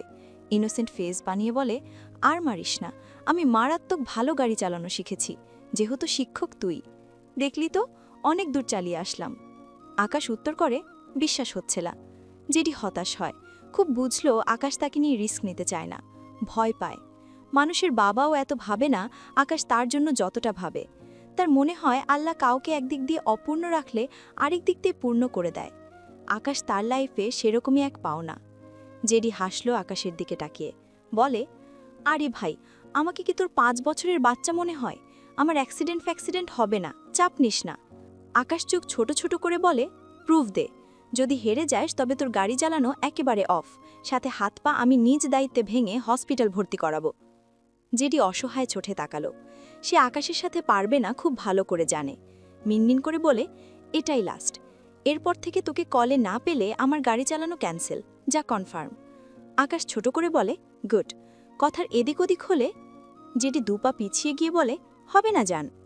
আকাশ চোখ মুখ কুচকে বলে, এইসব ফালতু নামে ডাকবি না। জেডি হেসে বলে, ওকে যান। আকাশ তেড়ে গেলে জেডি দৌড় দেয়। পিছু ফিরে ডান হাত দিয়ে ফ্লাইং কিস দিয়ে হেসে বলে, এই যান, ধর ধর, আমার খাঁটি ভালোবাসা উড়ে গেল। আকাশ ডান পায়ের জুতো খুলে জেডির দিকে ছুঁড়ে মারে, কটমট চোখে তাকায়। ভার্সিটি 2nd ইয়ারের এক ঘটনা। এভি, আমার কথাটা শোন। আরে আমি ম্যাচে ছিলাম ইয়ার, ফোন চেক করতে ভুলে গিয়েছিলাম। একদমই মনে ছিল না তোর কথা। জেডি এভির পিছু পিছু যায় আর কথাগুলো বলে। রাগে এভির চোখমুখ লাল হয়ে আছে। গত 3 ঘন্টা যাবৎ গাড়ি নিয়ে জেডির জন্য অপেক্ষা করেছে ঢাকা ভার্সিটির কার্জন হলের পাশে একসাথে কার রাইডে যাবে বলে। কল দিয়েছে প্রায় 50টা। যদিও এভির জায়গায় জেডি হলে 5000টা কল দিয়ে দিত। এভির মতো মানুষের জন্য 50টা কলই 5 লাখের সমান। কিন্তু বেচারা জেডি বুঝতে পারেনি, একদম মাথা থেকে বেরিয়ে গিয়েছিল। এভি কোনো কথাই শুনল না। জেডিকে ধাক্কা মেরে সরিয়ে দিয়ে তার গাড়িতে উঠে জায়গাটি প্রস্থান করে। জেডি অসহায় চোখে চেয়ে রইল। এখন কি করবে? নিজের উপর চরম বিরক্ত হয়। কোন দুঃখে ফুটবল খেলতে গিয়েছিল কে জানে। ডান পায়ে একটি শট দেওয়ার মতো করে বিড়বিড় করে বলে, চ্যাটের খেলা। ঘড়ির কাঁটায় তখন রাত 8টা। জেডি অসহায় দৃষ্টিজোড়া চারিদিকে বুলিয়ে নেয়। ডান হাত উঠিয়ে হাত ঘড়িতে সময় দেখে। মাথা উঠিয়ে সামনে তাকালে দেখল একটি মেয়ে তার দিকে দৌড়ে আসছে। জেডি ভ্রু কুঁচকে তাকায়। তার থেকে মেয়েটির দূরত্ব আর 2 হাত। তখনই জেডি দ্রুত ডান দিকে সরে দাঁড়ায়। এরপর বা পা মেয়েটির সামনে বাড়িয়ে দিলে মেয়েটি জেডির পায়ের সাথে বেঁধে মুখ থুবড়ে মাটিতে পড়ে। মৃদু আর্তনাদ করে ওঠে। জেডি হাসে। মেয়েটির সামনে হাঁটু গেড়ে বসে দুঃখ পাওয়ার ভান করে বলে, ইস, বেশি ব্যথা পেয়েছো ডিয়ার? জেডির মুখে মিথ্যে দুঃখ মিশে, অথচ ঠোঁটের কোণে বাঁকা হাসি। মেয়েটি মাথা উঁচু করে অসহায় চোখে তাকায়, কাঁদো কাঁদো মুখ করে বলে, কিভাবে পড়ে গেলাম বুঝলাম না, আমাকে একটু তুলবে প্লিজ জ্যাক? কথাটা বলার সাথে জেডি মেয়েটির ডান গালে কষিয়ে এক থাপ্পড় মেরে দেয়। মেয়েটি হতভম্ব হয়ে যায়। জেডি রাগান্বিত স্বরে বলে, জ্যাক নাম সবার জন্য নয়। ছেলেটার কণ্ঠে তীব্র রাগ ঝরে পড়ছে। মেয়েটি জেডির দৃষ্টি দেখে ভয় পেল। জ্যাক নাম নেয় এত রেগে গেল কেন বুঝল না। কাঁদো কাঁদো মুখ করে বলে, তুমি আমাকে মারলে কেন জ্যাক? থেমে যায় জেডির দৃষ্টি দেখে। মিনমিন করে বলে, সরি জেডি। জেডি এবার ঠোঁট পাকালো। রাগান্বিত মুখে মুহূর্তেই হাসির ছাপ দেখে মেয়েটি অবাক হয়। ওঠার জন্য জেডিকে ধরতে চাইল, কিন্তু বলার সাহস পায় না আর। একটা থাপ্পড় খেয়েই চাপাক দাঁত নড়ে গিয়েছে মনে হচ্ছে। মেয়েটি নিজেই ধীরে ধীরে উঠে দাঁড়ায়। জেডিকে চলে যেতে দেখে মেয়েটি দ্রুত জেডির সামনে দাঁড়িয়ে বলে, জেডি, তোমার সাথে আমার কথা আছে। জেডি মেয়েটির দিকে একটু ঝুঁকে পড়ে। মেয়েটির সাথে সাথে পিছিয়ে যায়। ঢোক গিলে তাকায়। জেডি ভ্রু নাচিয়ে বলে ফেলো ড্যার। মেয়েটি জেডিকে খুব মন দিয়ে দেখে। ফর্সা গালে খোঁচা খোঁচা দাড়ি, ঠোঁট বাঁকিয়ে হাসছে ছেলেটা। মেয়েটি মুগ্ধ চোখে চেয়ে আছে। সে জেডি আর এভি ব্যাচের স্টুডেন্ট। এদের 2 বন্ধুকে ভার্সিটির কে না চেনে। দুজন দেখতে যেমন সুন্দর, তেমনি এদের মাঝে বন্ডিং মাশাল্লাহ। মেয়েটি জেডিকে পছন্দ করে, কিন্তু সে বলার সাহস পাচ্ছিল না। তার কিছু ফ্রেন্ড বলেছিল জেডি নাকি গে। কারণ আছে অবশ্য। জেডি এভিকে জান বলে ডাকে, সাথে এরকম অনেক উদ্ভট আচরণ করে। মাঝে মাঝে অনেকে কনফিউজড হয়ে যায় এদের সম্পর্কটার নাম আসলে কি এই ভেবে। তাদের মধ্যে জেডির সামনে দাঁড়িয়ে থাকা মেয়েটির ধারণাও সেম ছিল, কিন্তু এই ভুল আজ ভেঙেছে। সে খুব ভালোভাবে শুনেছে জেডি মানুষটাই এরকম, অন্তত এভির প্রতি ভীষণ পজেসিভ। এর পিছনের কারণ তারা জানে না, তবে এটুকু জানে এভি জেডি ভীষণ ভালো বন্ধু। মেয়েটি মিনমিন করে বলে, আমি কি তোমাকে জ্যাক বলতে পারি? জেডি সোজা হয়ে ফোনে এভিকে ট্রাই করছিল, কল রিসিভ হয় না। মেয়েটির প্রশ্নে সে দৃঢ় কণ্ঠে বলে, নো। কেন? জেডি রেগে তাকায়। থাপ্পড়টার কথা মনে পড়তেই মেয়েটি ঢোক গিলল। মিনমিন করে বলে, আমি শুনেছি তুমি আর অ্যাভি অনেক ভালো ফ্রেন্ড। জানি তোমার গার্লফ্রেন্ড নেই, আর তুমি বিয়ে করার জন্য মেয়ে খুঁজছ এটাও জানি। বিয়ে করার জন্য মেয়ে খুঁজছে কথাটা শুনতেই জেডির মুখ থমথমে হয়ে যায়।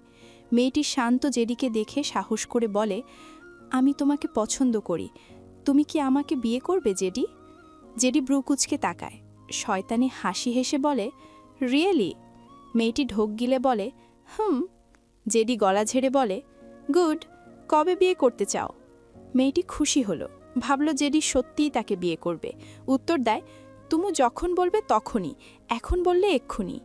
জেডি মেয়েটির দিকে 2 পা এগিয়ে আসে। মেয়েটির চোখে চোখ রেখে হাসে। এত কাছ থেকে জেডির স্নিগ্ধ হাসি দেখে মুগ্ধ হয়ে দেখে মেয়েটি। জেডি আরেকটু ঝুঁকল। মেয়েটি চোখ বুজে নেয়। জেডির হাসি দীর্ঘ হয়। পিছনে ডান হাত নিয়ে মেয়েটির বাঁ হাত মুচড়ে ধরে। চেঁচিয়ে ওঠে মেয়েটি, চোখ মেলে তাকায়। মুখাবয়বে তীব্র ব্যথার ছাপ, মনে হচ্ছে হাত ভেঙে গেল। কান্নানেখা গলায় বলে, জেডি, আমার হাত ছাড়ো প্লিজ। জেডি বাঁকা হেসে বলে, নো ওয়ে ডেয়ার, যেহেতু তুমি আমাকে এক্ষুনি বিয়ে করতে চাও, সো তোমার হাত এক্ষুনি ভাঙতে হবে। ব্যথায় মেয়েটি চোখ মুখ কুঁচকে নিয়েছে। জেডি মেয়েটির চোখে দৃষ্টি রেখে এক চোখ টিপ দেয়, বাঁকা হেসে বলে, আমার প্রাইমারি ডোজ কেমন লাগছে ডেয়ার? ইতোমধ্যেই মেয়েটির চোখ বেয়ে অশ্রু গড়িয়েছে। কান্নামাখা গলায় বলে, আমার হাত ভেঙে যাচ্ছে জেডি, প্লিজ ছাড়ো।